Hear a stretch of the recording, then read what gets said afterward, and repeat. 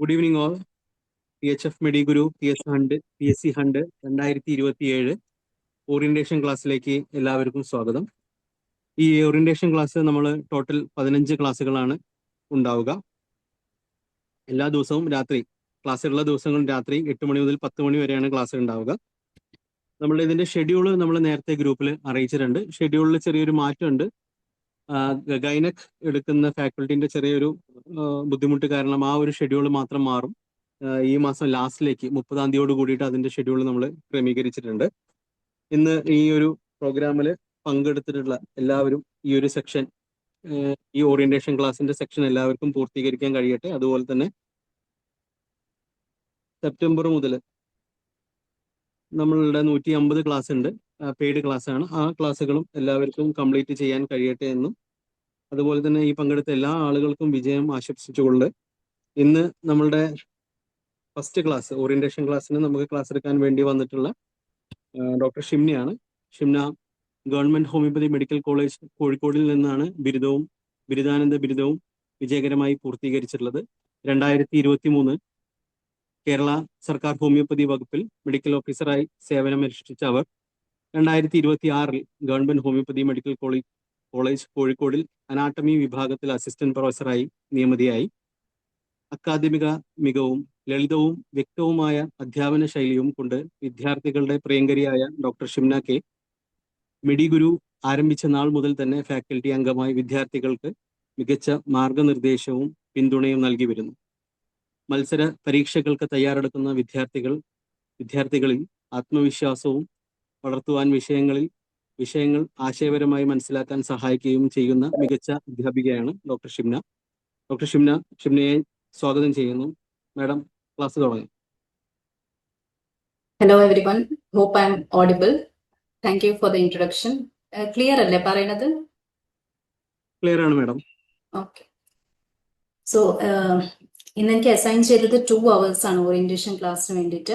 അപ്പൊ നമ്മൾ ഇന്ന് നോക്കാൻ പോകുന്നത് എന്തൊക്കെയാന്ന് വെച്ചാൽ പ്രീവിയസ് ഇയറിന്റെ ക്വസ്റ്റ്യൻ പാറ്റേൺസും പിന്നെ നമുക്ക് എങ്ങനെ ഈ അനാറ്റമി സബ്ജക്ട് PSCക്ക് വേണ്ടിയിട്ട് അപ്രോച്ച് ചെയ്യാം എന്നുള്ളതും ആണ് നമ്മൾ ഇന്ന് നോക്കാൻ പോകുന്നത്. 2 hours കഴിഞ്ഞ പ്രീവിയസ് ക്വസ്റ്റ്യൻ പേപ്പേഴ്സ് നമുക്ക് ജസ്റ്റ് ഒന്ന് ഓടിച്ച് നോക്കാം.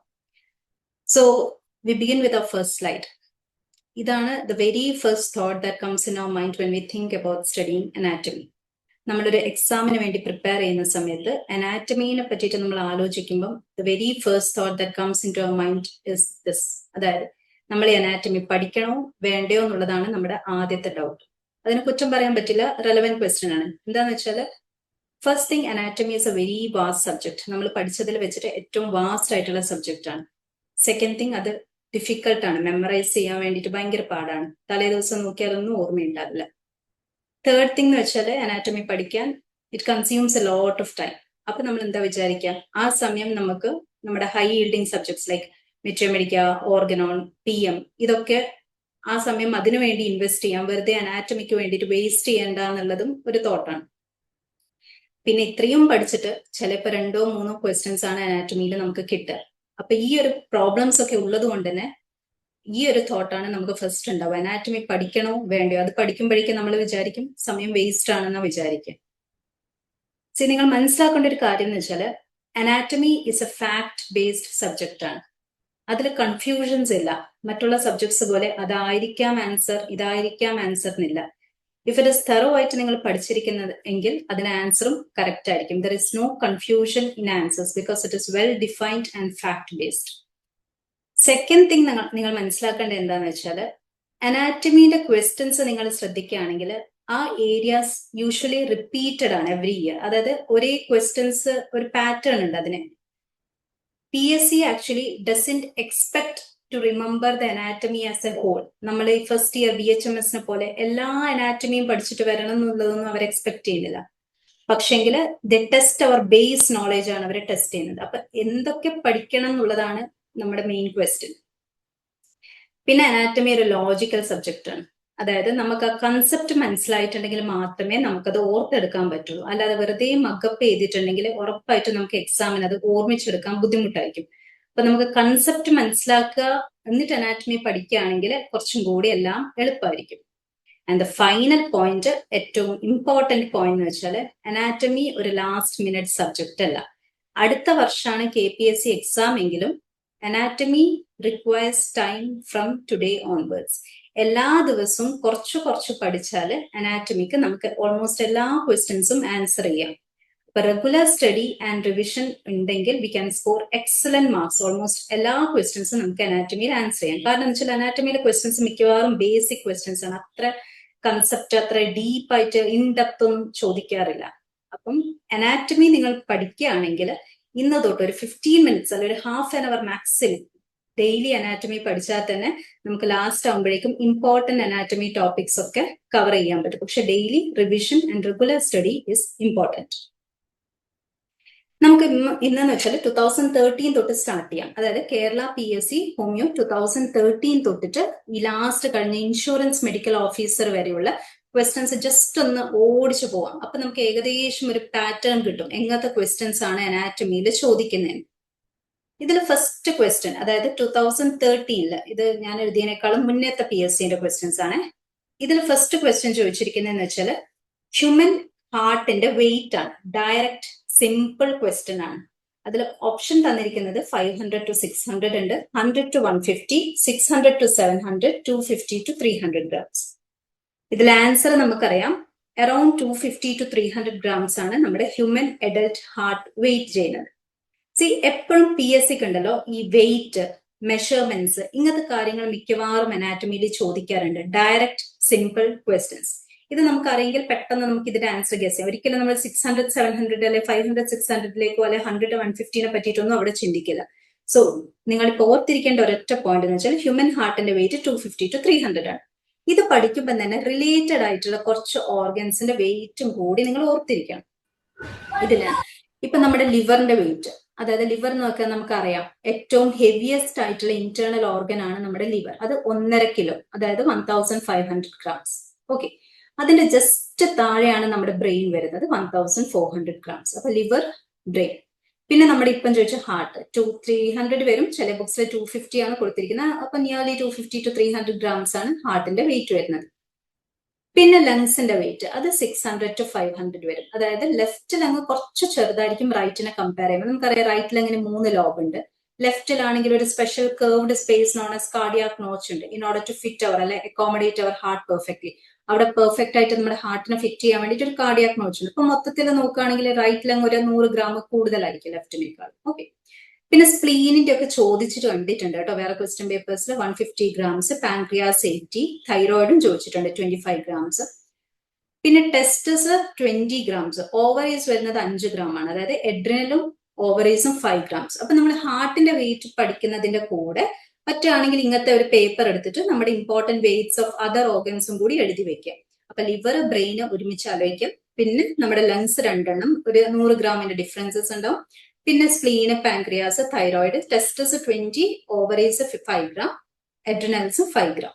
അപ്പൊ എപ്പോഴും ഈ വെയിറ്റ് ലെങ്ത്തും അനാറ്റമിയിൽ ഇമ്പോർട്ടന്റ് ആണ്. അതൊരു സെപ്പറേറ്റ് പേപ്പറിൽ എഴുതി വെക്കുക.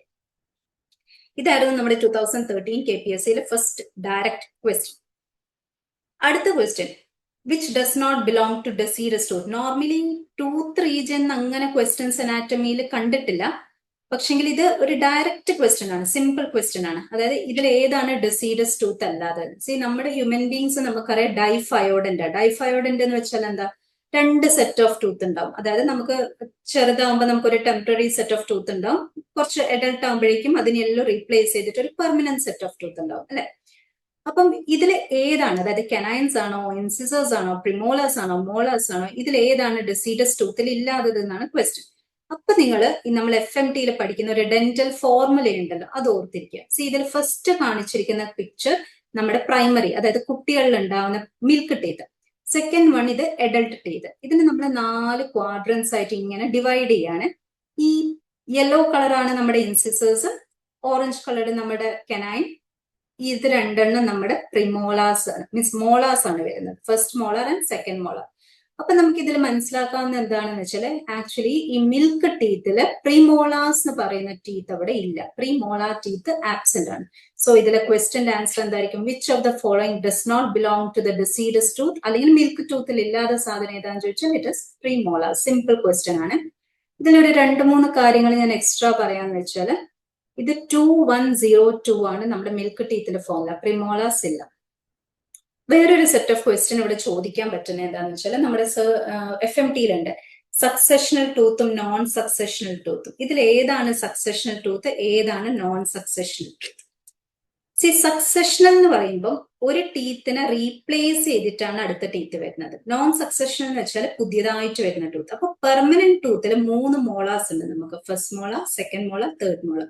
2 പ്രീമോളാസ് ഉണ്ട്. First premolar, second premolar. Actually ഈ മിൽക്ക് ടൂത്തിലെ ഫസ്റ്റ് മോളാർ ആണ് പിന്നെ നമ്മുടെ പെർമനന്റ് ഫസ്റ്റ് പ്രീമോളാർ ആവുന്നത്.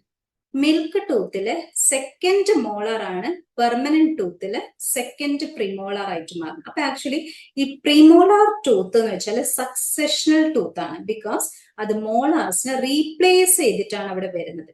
പക്ഷെങ്കിൽ ബാക്കി നമ്മുടെ 3 മോളാർസ് ബാക്കിൽ കാണുന്ന 1, 2, 3 മോളാർ ടൂത്ത് പുതിയതായിട്ടാണ് എഡൽട്ടിൽ വരുന്നത്. അതുകൊണ്ട് തന്നെ അത് നോൺ സക്സഷണൽ ടൂത്ത് ആണ്. ഈ പിങ്ക് കളറിൽ കാണിച്ചിരിക്കുന്ന പ്രീമോളാർസ് ആണ് നമ്മുടെ സക്സഷണൽ ടൂത്ത്. ഈ ബാക്കിലത്തെ 3 മോളാർസ് ആണ് നോൺ സക്സഷണൽ ടൂത്ത്. ഓക്കെ, ഇതായിരുന്നു സെക്കൻഡ് ക്വസ്റ്റ്യൻ. അപ്പൊ നിങ്ങൾക്ക് കണ്ടാൽ തന്നെ മനസ്സിലായി ഫസ്റ്റ് ക്വസ്റ്റ്യനും സെക്കൻഡ് ക്വസ്റ്റ്യനും ഡയറക്റ്റ് ആയിട്ട് നമുക്കൊരു ബേസിക് നോളജ് ഉണ്ടെങ്കിൽ തന്നെ നമുക്ക് അറ്റൻഡ് ചെയ്യാൻ പറ്റും. ഇത് ഒരു ഇമ്പോർട്ടന്റ് ക്വസ്റ്റ്യൻ ആണ്. പക്ഷെ നമുക്ക് കുറച്ചൊരു നോളജ് വേണം അനാറ്റമിയുടെ. അതായത് ക്വസ്റ്റ്യൻ ഞാൻ വായിച്ചുതരാം. The muscle which help to open the eyes are innervated by trigeminal, facial, oculomotor, optic nerve. അപ്പൊ ഇതിൽ ഫസ്റ്റ് നിങ്ങൾ എന്താ അറിഞ്ഞിരിക്കേണ്ടത്? ഏത് മസിലാണ് ഐസിനെ ഓപ്പൺ ചെയ്യാൻ ഹെൽപ്പ് ചെയ്യുന്നത്? അപ്പൊ ആ മസിലിന്റെ നെർവ് സപ്ലൈ ആണ് ചോദിച്ചിരിക്കുന്നത്. അപ്പൊ നെർവ് സപ്ലൈ അറിയണമെങ്കിൽ ആദ്യം മസിൽ ഏതാന്ന് അറിഞ്ഞിരിക്കണം ഓപ്പണിംഗ് ഓഫ് ദ ഐസിനെ ഹെൽപ്പ് ചെയ്യുന്നത്. നമ്മൾ പൊതുവെ ഐസിന്റെ ചുറ്റുമുള്ള മസിൽ ഫസ്റ്റ് നമ്മുടെ മൈൻഡിൽ വരുന്നത് ഓർബിക്കുലാരിസ് ഒക്കുലൈ ആണ്. പക്ഷെങ്കിൽ അതല്ല ഓപ്പണിങ്ങിന് ഹെൽപ്പ് ചെയ്യുന്നത്. Orbicularis oculi is an important eye muscle which helps to close the eye. ഓർത്തിരിക്കാം, ക്ലോസിംഗ് ഓഫ് ദി ഐസിനാണ് ഓർബിക്കുലാരിസ് ഒക്കുലൈ ഹെൽപ്പ് ചെയ്യുന്നത്. അപ്പൊ ഏതായിരിക്കും ഓപ്പണിംഗ് ഓഫ് ദി ഐസിന് ഹെൽപ്പ് ചെയ്യുന്നത്? അതാണ് ഇവിടെ കാണിച്ചിരിക്കുന്ന LPS മസിൽ, അതായത് ലിവേറ്റർ പാൽപെബ്രെ സുപ്പീരിയോറിസ്. ഇത് പേര് തന്നെ അനാറ്റമിന്റെ ഗുണം എന്താന്ന് വെച്ചാൽ അതിന്റെ പേര് തന്നെ, മസിൽസിന്റെ പേരിൽ തന്നെ ഓൾമോസ്റ്റ് നമുക്ക് എന്തെങ്കിലുമൊക്കെ ക്ലൂസ് കിട്ടും. ലിവേറ്റർ എന്ന് പറയുമ്പോൾ എലിവേറ്റർ. എലിവേറ്റർ എന്ന് വെച്ചാൽ ഓപ്പണിംഗ്. അപ്പൊ ഇവിടെ ചോദിച്ചിരിക്കുന്നത് which muscle help to open the eyes. അപ്പം എലിവേറ്റർ ആണ്, എലിവേറ്റ് ചെയ്യാൻ, അതായത് ഐലിഡിനെ എലിവേറ്റ് ചെയ്യാൻ, ഓപ്പൺ ചെയ്യാൻ ഹെൽപ്പ് ചെയ്യുന്നത് ലിവേറ്റർ പാൽപെബ്രെ സുപ്പീരിയോറിസ് ആണ്. ബാക്കി മസിൽസ് ഒക്കെ നിങ്ങൾക്ക് അറിയാം. ഇത് റെക്ടൈ മസിൽസ്. റെക്ടൈ എന്ന് വെച്ചാൽ സ്ട്രെയിറ്റ് എന്നാണ് റെക്ടസ് എന്ന് വെച്ചാൽ. അപ്പം സുപ്പീരിയർ റെക്ടസ് ഉണ്ട്, മീഡിയൽ റെക്ടസ് ഉണ്ട്, ലാറ്ററൽ റെക്ടസ് ഉണ്ട്, ഇൻഫീരിയർ റെക്ടസ് ഉണ്ട്.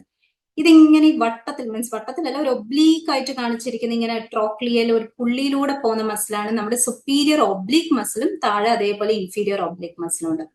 So for the time being നിങ്ങൾ ഇത്രയും ആലോചിച്ചാൽ മതി. ഓർബിക്കുലാരിസ് ഒക്കുലൈ മസിൽ ക്ലോസ് ചെയ്യാൻ ഹെൽപ്പ് ചെയ്യും, ലിവേറ്റർ പാൽപെബ്രെ സുപ്പീരിയോറിസ് ഓപ്പൺ ചെയ്യാൻ ഹെൽപ്പ് ചെയ്യും. അപ്പൊ ഇനി നമ്മുടെ ക്വസ്റ്റ്യനിലേക്ക് പോവുകയാണെങ്കിൽ the question is about the nerve supply. അപ്പൊ ഇതിന്റെ നെർവ് ഏതാന്ന് നോക്കിക്കേ. നമ്മൾ ബാക്കിലോട്ടേക്ക് പോകുമ്പോൾ ഐയിലേക്ക് വരുന്ന ഒരു ഇമ്പോർട്ടന്റ് നെർവ് ആണ് നമ്മുടെ ഒക്കുലോമോട്ടോർ നെർവ്. ഒക്കുലോമോട്ടോർ നെർവിന് 2 ഡിവിഷൻസ് ഉണ്ട്. ഒന്ന് മുകളിലേക്ക് പോകുന്ന സുപ്പീരിയർ ഡിവിഷൻ, ഒന്ന് താഴേക്ക് പോകുന്ന inferior division. So elevator means levator palpebrae superioris മുകളിലത്തെ മസിലാണ്. അപ്പം superior division of the oculomotor nerve ആണ് ലിവേറ്റർ പാൽപെബ്രെ സുപ്പീരിയോറിസിന് സപ്ലൈ ചെയ്യുന്നത്. ഇതിലെ ഏത് ഡിവിഷൻ ആണെന്ന് ചോദിച്ചാൽ ഡയറക്റ്റ് ക്വസ്റ്റ്യൻ ആണ്, ഏതാ nerve. So answer is oculomotor nerve. ഇതിലൊരു ക്ലിനിക്കൽ അനാറ്റമിയുടെ ഒരു പോയിന്റ് ഞാൻ പറഞ്ഞുതരാം. അതായത് ഈ ലിവേറ്റർ പാൽപെബ്രെ സുപ്പീരിയോറിസ് മെയിൻ മസിലാണ്, കണ്ണ് ഓപ്പൺ ചെയ്യാൻ വേണ്ടിയിട്ടുള്ളത്. അതേപോലെ അതിനെ ഹെൽപ്പ് ചെയ്യുന്ന ഒരു അസിസ്റ്റന്റ് ഉണ്ട് അതിന്. അതായത് ഈ ലിവേറ്റർ പാൽപെബ്രെ LPS മസിലിന് ഒരു അസിസ്റ്റന്റ് ഉണ്ട്. അതിനെ വിളിക്കുന്ന പേരാണ് മുള്ളേഴ്സ് മസിൽ അല്ലെങ്കിൽ സുപ്പീരിയർ ടാർസൽ മസിൽ. അതെന്താണെന്ന് വെച്ചാൽ ഈ സുപ്പീരിയർ ടാർസൽ പ്ലേറ്റിന്റെ ജസ്റ്റ് മുകളിലാണ് ഉള്ളത്. അതുകൊണ്ടാണ് അതിനെ സുപ്പീരിയർ ടാർസൽ മസിൽ എന്നും പറയും, അല്ലെ മുള്ളേഴ്സ് മസിൽ എന്നും പറയും. അപ്പൊ ഞാനിപ്പോ ഈ ക്വസ്റ്റ്യനിൽ നിങ്ങൾക്ക് 3 മസിൽസിന്റെ പേര് പറഞ്ഞു. ഒന്ന് ഓർബിക്കുലാരിസ് ഒക്കുലൈ പറഞ്ഞു, ലിവേറ്റർ പാൽപെബ്രെ സുപ്പീരിയോറിസ് പറഞ്ഞു, പിന്നെ ഒന്ന് മുള്ളേഴ്സ് മസിൽ പറഞ്ഞു. അതില് ഒരു മസിൽ, അതായത് ഓർബിക്കുലാരിസ് ഒക്കുലൈ ആണ് നമ്മുടെ ഐസിനെ ക്ലോസ് ചെയ്യാൻ ഹെൽപ്പ് ചെയ്യുന്നത്. ബാക്കി ഈ 2 മസിൽസും ഐസിനെ ഓപ്പൺ ചെയ്യാൻ ഹെൽപ്പ് ചെയ്യുന്നതാണ്. അതിൽ മെയിൻ മസിൽ LPS, അതിന്റെ അസിസ്റ്റന്റ് ആണ് മുള്ളേഴ്സ് മസിൽ. നെർവ് സപ്ലൈ എന്ന് വെച്ചാൽ ഈ LPSനെ നമ്മൾ പറഞ്ഞു ഒക്കുലോമോട്ടോർ നെർവിന്റെ സുപ്പീരിയർ ഡിവിഷൻ ആണ്. ഇനി ഓർബിക്കുലാരിസ് ഒക്കുലൈനെ മെയിൻ ആയിട്ട് സപ്ലൈ ചെയ്യുന്നത് നമ്മുടെ ഫേസിൽ ഫേഷ്യൽ നെർവ് തന്നെയാണ്. മുള്ളേഴ്സ് മസിലിന്റെ പ്രത്യേകത എന്താണെന്ന് വെച്ചാൽ അതിന് സപ്ലൈ ചെയ്യുന്നത് സിംപത്തറ്റിക് ഫൈബേഴ്സ് ആണ്. നിങ്ങൾ കേട്ടിട്ടുണ്ടാവും PM-ലൊക്കെ നമ്മുടെ ഹോർണർ സിൻഡ്രോം, അതായത് സിംപത്തറ്റിക് സിസ്റ്റത്തിൽ വരുന്ന ഇഷ്യൂസ്. അപ്പൊ നമുക്ക് മിയോസിസ്, പിന്നെന്താണ് മൈൽഡ് ടോസിസ്, എൻഹൈഡ്രോസിസ്, അങ്ങനത്തെ സംഭവങ്ങളൊക്കെ അല്ലേ നമ്മുടെ ഹോർണർ സിൻഡ്രോത്തിൽ ഉണ്ടാവുക. അപ്പം അത് എഫക്റ്റഡ് ആകുമ്പോൾ നമുക്ക് പാർഷ്യൽ ടോസിസേ ഉണ്ടാവുന്നുള്ളൂ. കാരണം എന്ന് വെച്ചാൽ നമ്മുടെ LPS അവിടെ ഓക്കെയാണ്, ആകെ മുള്ളേഴ്സ് മസിൽ മാത്രമേ എഫക്റ്റഡ് ആവുന്നുള്ളൂ. അതുകൊണ്ട് കണ്ണ് പകുതി ഓപ്പൺ ആയിരിക്കും, പകുതി എഫക്റ്റഡ് ആവും. Because this is an assistant, അതുകൊണ്ട് അത്രത്തോളം നമ്മളെ എഫക്ട് ചെയ്യില്ല. പക്ഷേങ്കിൽ in case oculomotor nerve damaged ആയിട്ട് നമ്മുടെ LPS, അതായത് മെയിൻ മസിൽ പോയി, അപ്പൊ നമ്മുടെ കണ്ണെന്ത് സംഭവിക്കും? എപ്പോഴും ക്ലോസ്ഡ് ആയിരിക്കും, അതിനെ നമുക്ക് ഓപ്പൺ ചെയ്യാൻ പറ്റില്ല, കണ്ണ് എപ്പോഴും അടഞ്ഞിരിക്കും. If LPS is damaged, Muller's muscle damage ആണെങ്കിൽ പകുതി ക്ലോസ്ഡ് ആയിരിക്കും. And if the question is about orbicularis oculi, അതിൽ ഫേഷ്യൽ നെർവ് ഡാമേജ്ഡ് ആയാൽ എന്ത് സംഭവിക്കും? ഞാൻ പറഞ്ഞു ഇത് ഹെൽപ്പ് ചെയ്യുന്നത് എന്തിനാണ്? ക്ലോസ് ചെയ്യാൻ വേണ്ടിയിട്ടാണ് അല്ലെ. അപ്പം eyes remained open. Facial nerve palsy ആണെങ്കിൽ ഐസ് ഓൾവേസ് റിമെയിൻഡ് ഓപ്പൺ. അപ്പൊ ഇത്രയും കാര്യങ്ങൾ നിങ്ങൾ ഈ ഐബോൾ മസിൽസിനെ പറ്റി പഠിച്ചിരിക്കുമ്പോൾ ഓർബിക്കുലാരിസ് ഒക്കുലൈ മസിൽ, ലിവേറ്റർ പാൽപെബ്രൈ സുപ്പീരിയോറിസും, പിന്നെ അതിന്റെ അസിസ്റ്റന്റ് ആയിട്ടുള്ള മുള്ളേഴ്സ് മസിലിനെ പറ്റിയിട്ടും ഓർത്തിരിക്കുക. ഓർബിക്കുലാരിസ് ഒക്കുലൈ ആണ് ക്ലോസ് ചെയ്യുന്നത് ഐസിനെ. ഓക്കെ, ഓപ്പൺ ചെയ്യുന്നതിന് ഹെൽപ്പ് ചെയ്യുന്നത് ലിവേറ്റർ പാൽപെബ്രൈ സുപ്പീരിയോറിസും, പിന്നെ അതിന്റെ അസിസ്റ്റന്റ് ആയിട്ടുള്ള ഒരു മുള്ളേഴ്സ് മസിൽ. മുള്ളേഴ്സ് മസിലിന്റെ വേറെ പേര് ഞാൻ പറഞ്ഞു സുപ്പീരിയർ ടാർസൽ മസിൽ എന്നും കൂടി പറയും, because it's just about the superior tarsal plate. ഇനി അടുത്ത ക്വസ്റ്റ്യൻ, ഇതിൽ ആക്ച്വലി 2013 10 ക്വസ്റ്റ്യൻസ് ചോദിച്ചിട്ടുണ്ട് കേട്ടോ PSC-യിൽ. അപ്പൊ ഇതിൽ 4ാമത്തെ ക്വസ്റ്റ്യൻ ആണ് നമ്മൾ ഡിസ്കസ് ചെയ്യുന്നത്. See, the fourth question is the right subclavian artery is a branch of. ഇതെന്ന് വെച്ചാൽ 12th കഴിഞ്ഞാൽ തന്നെ നമുക്ക് ഇതിന് ആൻസർ, 12th വേണ്ട അതിന് മുന്നേ തന്നെ നമുക്ക് ഇതിന് ആൻസർ എഴുതാൻ പറ്റും. സി, ഇതിൽ നമ്മളോട് ഡയറക്റ്റ് ആയിട്ട് ചോദിച്ചിരിക്കുന്നത് ആർച്ച് ഓഫ് അയോട്ടയുടെ ബ്രാഞ്ചസിനെ പറ്റിയിട്ടാണ്. അതായത് ഈ റൈറ്റ് സബ്ക്ലേവിയൻ ആർട്ടറി ഏതിന്റെ ബ്രാഞ്ച് ആണെന്ന ക്വസ്റ്റ്യൻ. അയോട്ടയുടെ ആണോ, ബ്രാക്യോസെഫാലിക്കിന്റെ ആണോ, റൈറ്റ് കോമൺ കൊറോണറിയുടെ ആണോ, അല്ലെ സബ്ക്ലേവിയൻ ട്രങ്കിന്റെ ആണോ? ബേസിക് ആയിട്ടുള്ള ഒരു കാര്യം, this is our arch of aorta. അതിന് 3 ബ്രാഞ്ചസ് ഉണ്ട്. Left subclavian, left common carotid എന്ന് പറയുന്നത് ഡയറക്റ്റ് ബ്രാഞ്ചസ് അല്ലെ. പക്ഷേങ്കിൽ റൈറ്റ് വൺ ഡയറക്റ്റ് ആയിട്ട് വരുന്ന ബ്രാഞ്ച് അല്ല, അതിന് മുന്നേ ഒരു ഇന്റർമീഡിയറ്റ് ആയിട്ട് ഒരു ബ്രാക്യോ കെഫാലിക് ആർട്ടറി ഉണ്ട്. അതാണ് ഡിവൈഡ് ചെയ്തിട്ട് റൈറ്റ് സബ്ക്ലേവിയനും പിന്നെ റൈറ്റ് കോമൺ കെറോട്ടിഡും ആയിട്ട് മാറുന്നത്. So this is right subclavian artery. ഇത് അടുത്ത ക്വസ്റ്റ്യനിൽ വീണ്ടും പറയാനുള്ളതാണ്, അതൊന്ന് ശ്രദ്ധിച്ചു കേട്ടോ. ബ്രാക്യോ കെഫാലിക് ആർട്ടറിന്റെ ഒരു ബ്രാഞ്ച് ആണ് റൈറ്റ് സബ്ക്ലേവിയൻ ആർട്ടറി, വേറെ ഒരു ബ്രാഞ്ച് ആണ് right common carotid artery. Left one direct ആയിട്ട് വരുന്നത്. അപ്പൊ ലെഫ്റ്റ് 2 വരുന്നത് ഡയറക്റ്റ് ആർച്ച് ഓഫ് അയോട്ടയെന്നും റൈറ്റ് വൺ വരുന്നത് ബ്രാക്യോ കെഫാലിക് ആർട്ടറി എന്നും. അപ്പൊ ഇതിലെ ക്വസ്റ്റ്യൻ എന്തായിരുന്നു? The right subclavian artery is a branch of, simple ആയിട്ട് നമുക്ക് എഴുതാം, branch of brachiocephalic artery. Okay, ഇനി സബ്ക്ലേവിയൻ ആർട്ടറിനെ പറ്റി പറഞ്ഞ സ്ഥിതിക്ക് ഒരു പോയിന്റ് കൂടി അവിടെ പറഞ്ഞുതരാം. സി, നമ്മൾ പറഞ്ഞു സബ്ക്ലേവിയൻ ആർട്ടറി ബ്രാക്യോ കെഫാലിക് ആർട്ടറി എന്നാണ് വരുന്നത്. ഇതൊരു ഇമ്പോർട്ടന്റ് ക്വസ്റ്റ്യൻ ആയിട്ട് ചോദിക്കാറുണ്ട്. കാരണം എന്ന് വെച്ചാൽ ഈ സബ്ക്ലേവിയൻ ആർട്ടറിനെ ഒരു മസില് 3 ഡിവൈഡ് ചെയ്യുന്നുണ്ട്. ഒന്ന് അതിന് ലാറ്ററൽ ആയിട്ട്, ഒന്ന് അതിന് ബിഹൈൻഡ് ആയിട്ട്, ഒന്ന് അതിന് മീഡിയൽ ആയിട്ട്. അപ്പൊ ആ മസിൽ ഏതാന്നുള്ളത് ഒരു ഇമ്പോർട്ടന്റ് ക്വസ്റ്റ്യൻ ആണ്. So which muscle divides subclavian artery into 3? Answer is scalenus anterior muscle. Important ആണ്. ആന്റീരിയർ സ്കെലീൻ മസിൽ ആണ് സബ്ക്ലേവിയൻ ആർട്ടറിനെ 3 ഡിവൈഡ് ചെയ്യുന്നത്. അപ്പൊ 3 ബ്രാഞ്ചസ് അതിന് ഫസ്റ്റ് പാർട്ടിൽ വരും. ഒരു ബ്രാഞ്ച് അതിന്റെ ആ മസിലിന്റെ ജസ്റ്റ് താഴെ കവർ ചെയ്തിട്ട് കിടക്കും, അത് കോസ്റ്റോ സെർവിക്കൽ ട്രങ്ക്. പിന്നെ ഒരു ബ്രാഞ്ച് തേർഡ് പാർട്ട് എന്ന് വരും. ഈ സബ്ക്ലേവിയൻ ആർട്ടറി ഉണ്ടല്ലോ, ഫസ്റ്റ് റിബ് പാസ് ചെയ്ത് കഴിഞ്ഞാൽ നമ്മൾ അതിനെ ആക്സലറി ആർട്ടറി എന്ന പേര് വിളിക്കുക. സോ നമ്മുടെ ആർച്ച് ഓഫ് അയോട്ട കഴിഞ്ഞു, ബ്രാക്യോ കെഫാലിക് ആർട്ടറി കഴിഞ്ഞു, അതിൻ്റെ അകത്തുനിന്ന് ഒരു ബ്രാഞ്ച് സബ്ക്ലേവിയൻ ആർട്ടറി കഴിഞ്ഞു, അതിനെ ആന്റീരിയർ സ്കെലീൻ മസിൽ 3 ഡിവൈഡ് ചെയ്തു. അത് ഫസ്റ്റ് റിബ് കഴിഞ്ഞു കഴിഞ്ഞാൽ നമ്മൾ അതിനെ വിളിക്കുന്ന പേര് ആക്സിലറി ആർട്ടറി. ഇതിലെ ഒരു ഇമ്പോർട്ടന്റ് പോയിന്റ് വേറെ ഒരു ആഡ് ചെയ്യാൻ പറ്റുന്നത് എന്താണെന്ന് വെച്ചാൽ, ഈ ആക്സിലറി ആർട്ടറിനെയും ഒരു മസിൽ ഇതേപോലെ 3 ഡിവൈഡ് ചെയ്തിട്ടുണ്ട്. അതും ഒരു ഇമ്പോർട്ടന്റ് ക്വസ്റ്റ്യൻ ആണ്. അപ്പൊ സബ്ക്ലേവിയൻ ആർട്ടറിനെ 3 ഡിവൈഡ് ചെയ്യുന്ന മസിൽ ആന്റീരിയർ സ്കെലീൻ മസിൽ, അല്ലെ സ്കെലീനിയസ് ആന്റീരിയർ മസിൽ. അതേപോലെ ആക്സിലറി ആർട്ടറിനെ ഡിവൈഡ് ചെയ്യുന്ന muscle is our pectoralis minor. Remember, നമ്മുടെ എപ്പോഴും ഓപ്ഷനിൽ പെക്ടോറാലിസ് മൈനറും ഉണ്ടാവും, മേജറും ഉണ്ടാവും. പക്ഷെ ആക്സിലറി ആർട്ടറിനെ 3 ആയിട്ട് ഡിവൈഡ് ചെയ്യുന്ന മസിൽ പെക്ടറാലിസ് മൈനർ ആണ്. ഇതിന് ഫസ്റ്റ് പാർട്ട് ഒരു artery, second under the muscle 2 artery, പിന്നെ ലാറ്ററലി 3 ആർട്ടറീസും ആണ് അതിന്റെ ബ്രാഞ്ചസ് ആയിട്ട് വരുന്നത്. സബ്ക്ലേവിയന്റെ ഒരു ആർട്ടറി മാത്രമേ അണ്ടർ ദി മസിൽ വരുന്നുള്ളൂ. ഇതിന് 2 ആർട്ടറീസ് ആണ് അണ്ടർ ദി മസിൽ. അതും ഏതോ ഒരു ക്വസ്റ്റ്യൻ പേപ്പറിൽ ചോദിച്ചു കണ്ടിട്ടുണ്ട്, എത്ര ബ്രാഞ്ചസ് ആണ് അണ്ടർ ദി മസിൽ. അത്രയ്ക്കൊന്നും PSC ചോദിച്ചു കണ്ടിട്ടില്ല. ഡയറക്റ്റ് ക്വസ്റ്റ്യൻ ആയിരിക്കും. Like axillary arteries divided into 3 by which muscle? Pectoralis minor, pectoralis major, scalenus, anterior, posterior. അപ്പൊ അതിൽ നിങ്ങളുടെ ആൻസർ എന്തായിരിക്കും എന്ന് വെച്ചാൽ it should be pectoralis minor. അത് സബ്ക്ലേവിയൻ ആർട്ടറിനെ പറ്റിയിട്ട് ചോദിച്ചിട്ടുണ്ടെങ്കിൽ the answer should be anterior scalene muscle. Okay, അടുത്ത ക്വസ്റ്റ്യൻ. ഈ ക്വസ്റ്റ്യൻ ഒക്കെ കണ്ടു കഴിഞ്ഞാൽ നമ്മൾ പിന്നെ അനാറ്റമി മീൻസ് എന്തുകൊണ്ട് നമ്മൾ പഠിച്ചില്ല എന്ന് വിചാരിക്കും. എന്ന് വെച്ചാൽ അത്രയും സിമ്പിൾ ക്വസ്റ്റ്യൻസ് ആണ് ഇതൊക്കെ ചോദിച്ചിരിക്കുന്നത്. Okay, horizontally placed long bone, ഇത് ആരെങ്കിലും തെറ്റിക്കും? ഒരു 100 പേര് എക്സാം എഴുതുകയാണെങ്കിൽ ഉറപ്പായിട്ടും 100 പേരും കറക്റ്റ് ആയിട്ട് എഴുതുന്ന ഒരു ക്വസ്റ്റ്യൻ ആയിരിക്കും ഇത്. Horizontally placed long bone, clavicle ആണ് അതിന്റെ ആൻസർ. ഓസ്റ്റിയോളജിയിൽ നിങ്ങൾ ഒരൊറ്റ ബോണെ പഠിക്കുന്നുണ്ടെങ്കിൽ റിമെമ്പർ ടു സ്റ്റഡി ക്ലാവിക്കിൾ. അതെന്താന്ന് വെച്ചാൽ ക്ലാവിക്കിളിന് കുറെ പ്രത്യേകതകളുണ്ട്. അതുകൊണ്ട് തന്നെ മിക്കവാറും ക്വസ്റ്റ്യൻ പേപ്പേഴ്സിൽ ക്ലാവിക്കിളിന് എന്തെങ്കിലും ഒരു ക്വസ്റ്റ്യൻസ് കാണാറുണ്ട്. ഈ ക്ലാവിക്കിളിനെ പറ്റി പറയുകയാണെങ്കിൽ നമ്മൾ ഫസ്റ്റ് ബോൺ ടു ഓസിഫൈ ക്ലാവിക്കിൾ ആണല്ലോ. അതായത് 5th to 6th വീക്കിൽ തന്നെ ഡെവലപ്മെന്റിന്റെ ടൈമിൽ ക്ലാവിക്കിൾ ഓസിഫൈ ചെയ്യും. അതുകൊണ്ട് the very first bone to ossify in ആ ബോഡി ചോദിച്ചാൽ ഇറ്റ് ഇസ് ക്ലാവിക്കിൾ. ക്ലാവിക്കിളിന്റെ വേറൊരു പ്രത്യേകത എന്ന് വെച്ചാൽ അതിന്റെ ഉള്ളിൽ മെഡുലറി ക്യാവിറ്റി ഇല്ല. മറ്റുള്ള ബോൺസിനെ പോലെ ഉള്ളിൽ മെഡുലറി ക്യാവിറ്റി ഇല്ല. ലിറ്റിൽ അല്ലെ നോ മെഡുലറി ക്യാവിറ്റി എന്ന് തന്നെ വേണമെങ്കിൽ നമുക്ക് പറയാം. വേറൊരു കാര്യം എന്ന് വെച്ചാൽ സബ്ക്യൂട്ടേനിയസ് ആണ് ത്രൂ ഔട്ട്. അതായത് നമ്മുടെ ബോഡിയിൽ കറക്റ്റ് ആയിട്ട് നമുക്ക് ഹോൾ ക്ലാവിക്കലിനെ പാൽപേറ്റ് ചെയ്യാൻ പറ്റും സബ്ക്യൂട്ടേനിയസ് ആയത് കാരണം. പിന്നെ ഈ ജംഗ്ഷൻ, അതായത് ഈ മീഡിയൽ 2/3 ലാറ്ററൽ 1/3 ജംഗ്ഷൻ ഉണ്ടല്ലോ, ഇത് പ്രോൺ ടു ഫ്രാക്ചർ ആയിരിക്കും. അതായത് ഒരു കൈ വെച്ച് വീഴുകയാണെങ്കിൽ മിക്കവാറും ഈ ഒരു ജംഗ്ഷനിലാണ്, മീഡിയൽ 2/3 ആൻഡ് ലാറ്ററൽ 1/3 പോർഷനിലാണ് മിക്കവാറും ഫ്രാക്ചേഴ്സ് ഉണ്ടാവുക. പിന്നെ ഒരു പോയിന്റും കൂടി പറഞ്ഞുതരാം. മിക്കവാറും ലോങ് ബോൺസിന് എൻഡോകോൺഡ്രൽ ഓസിഫിക്കേഷൻ ആണ്. What is endochondral ossification? Chondral എന്ന് പറയുമ്പോൾ സംതിങ് റിലേറ്റഡ് ടു കാർട്ടിലേജ് ആണല്ലോ, അല്ലെ? അപ്പൊ ബോണിന് മുന്നേ ഒരു കാർട്ടിലേജ് സ്റ്റേജ് ഉണ്ടാവും. എന്നിട്ടാണ് അത്, അതായത് മീസൻ കൈമെന്ന് കാർട്ടിലേജ് ആയിട്ടാണ് ബോൺ ആവുന്നത് നോർമലി.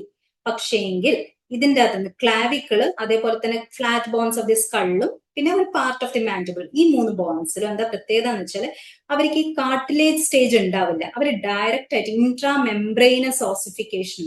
അപ്പൊ ഇത്രയും പ്രത്യേകതകളുണ്ട് ആർക്ക്? ക്ലാവിക്കിളിന്. അതുകൊണ്ട് ഇങ്ങനത്തെ കാര്യങ്ങളൊക്കെ മിക്കവാറും ക്വസ്റ്റ്യൻസിൽ ചോദിക്കാറുണ്ട്. The first bone to ossify with no true medullary cavity, it is subcutaneous throughout, medial 2/3 lateral 1/3 ജംഗ്ഷനിലാണ് ഫ്രാക്ചർ സൈറ്റ്, പിന്നെ it is having intramembranous ossification compared to other ബോൺസിന്റെ എൻഡോകോൺഡ്രൽ ഓസിഫിക്കേഷൻ.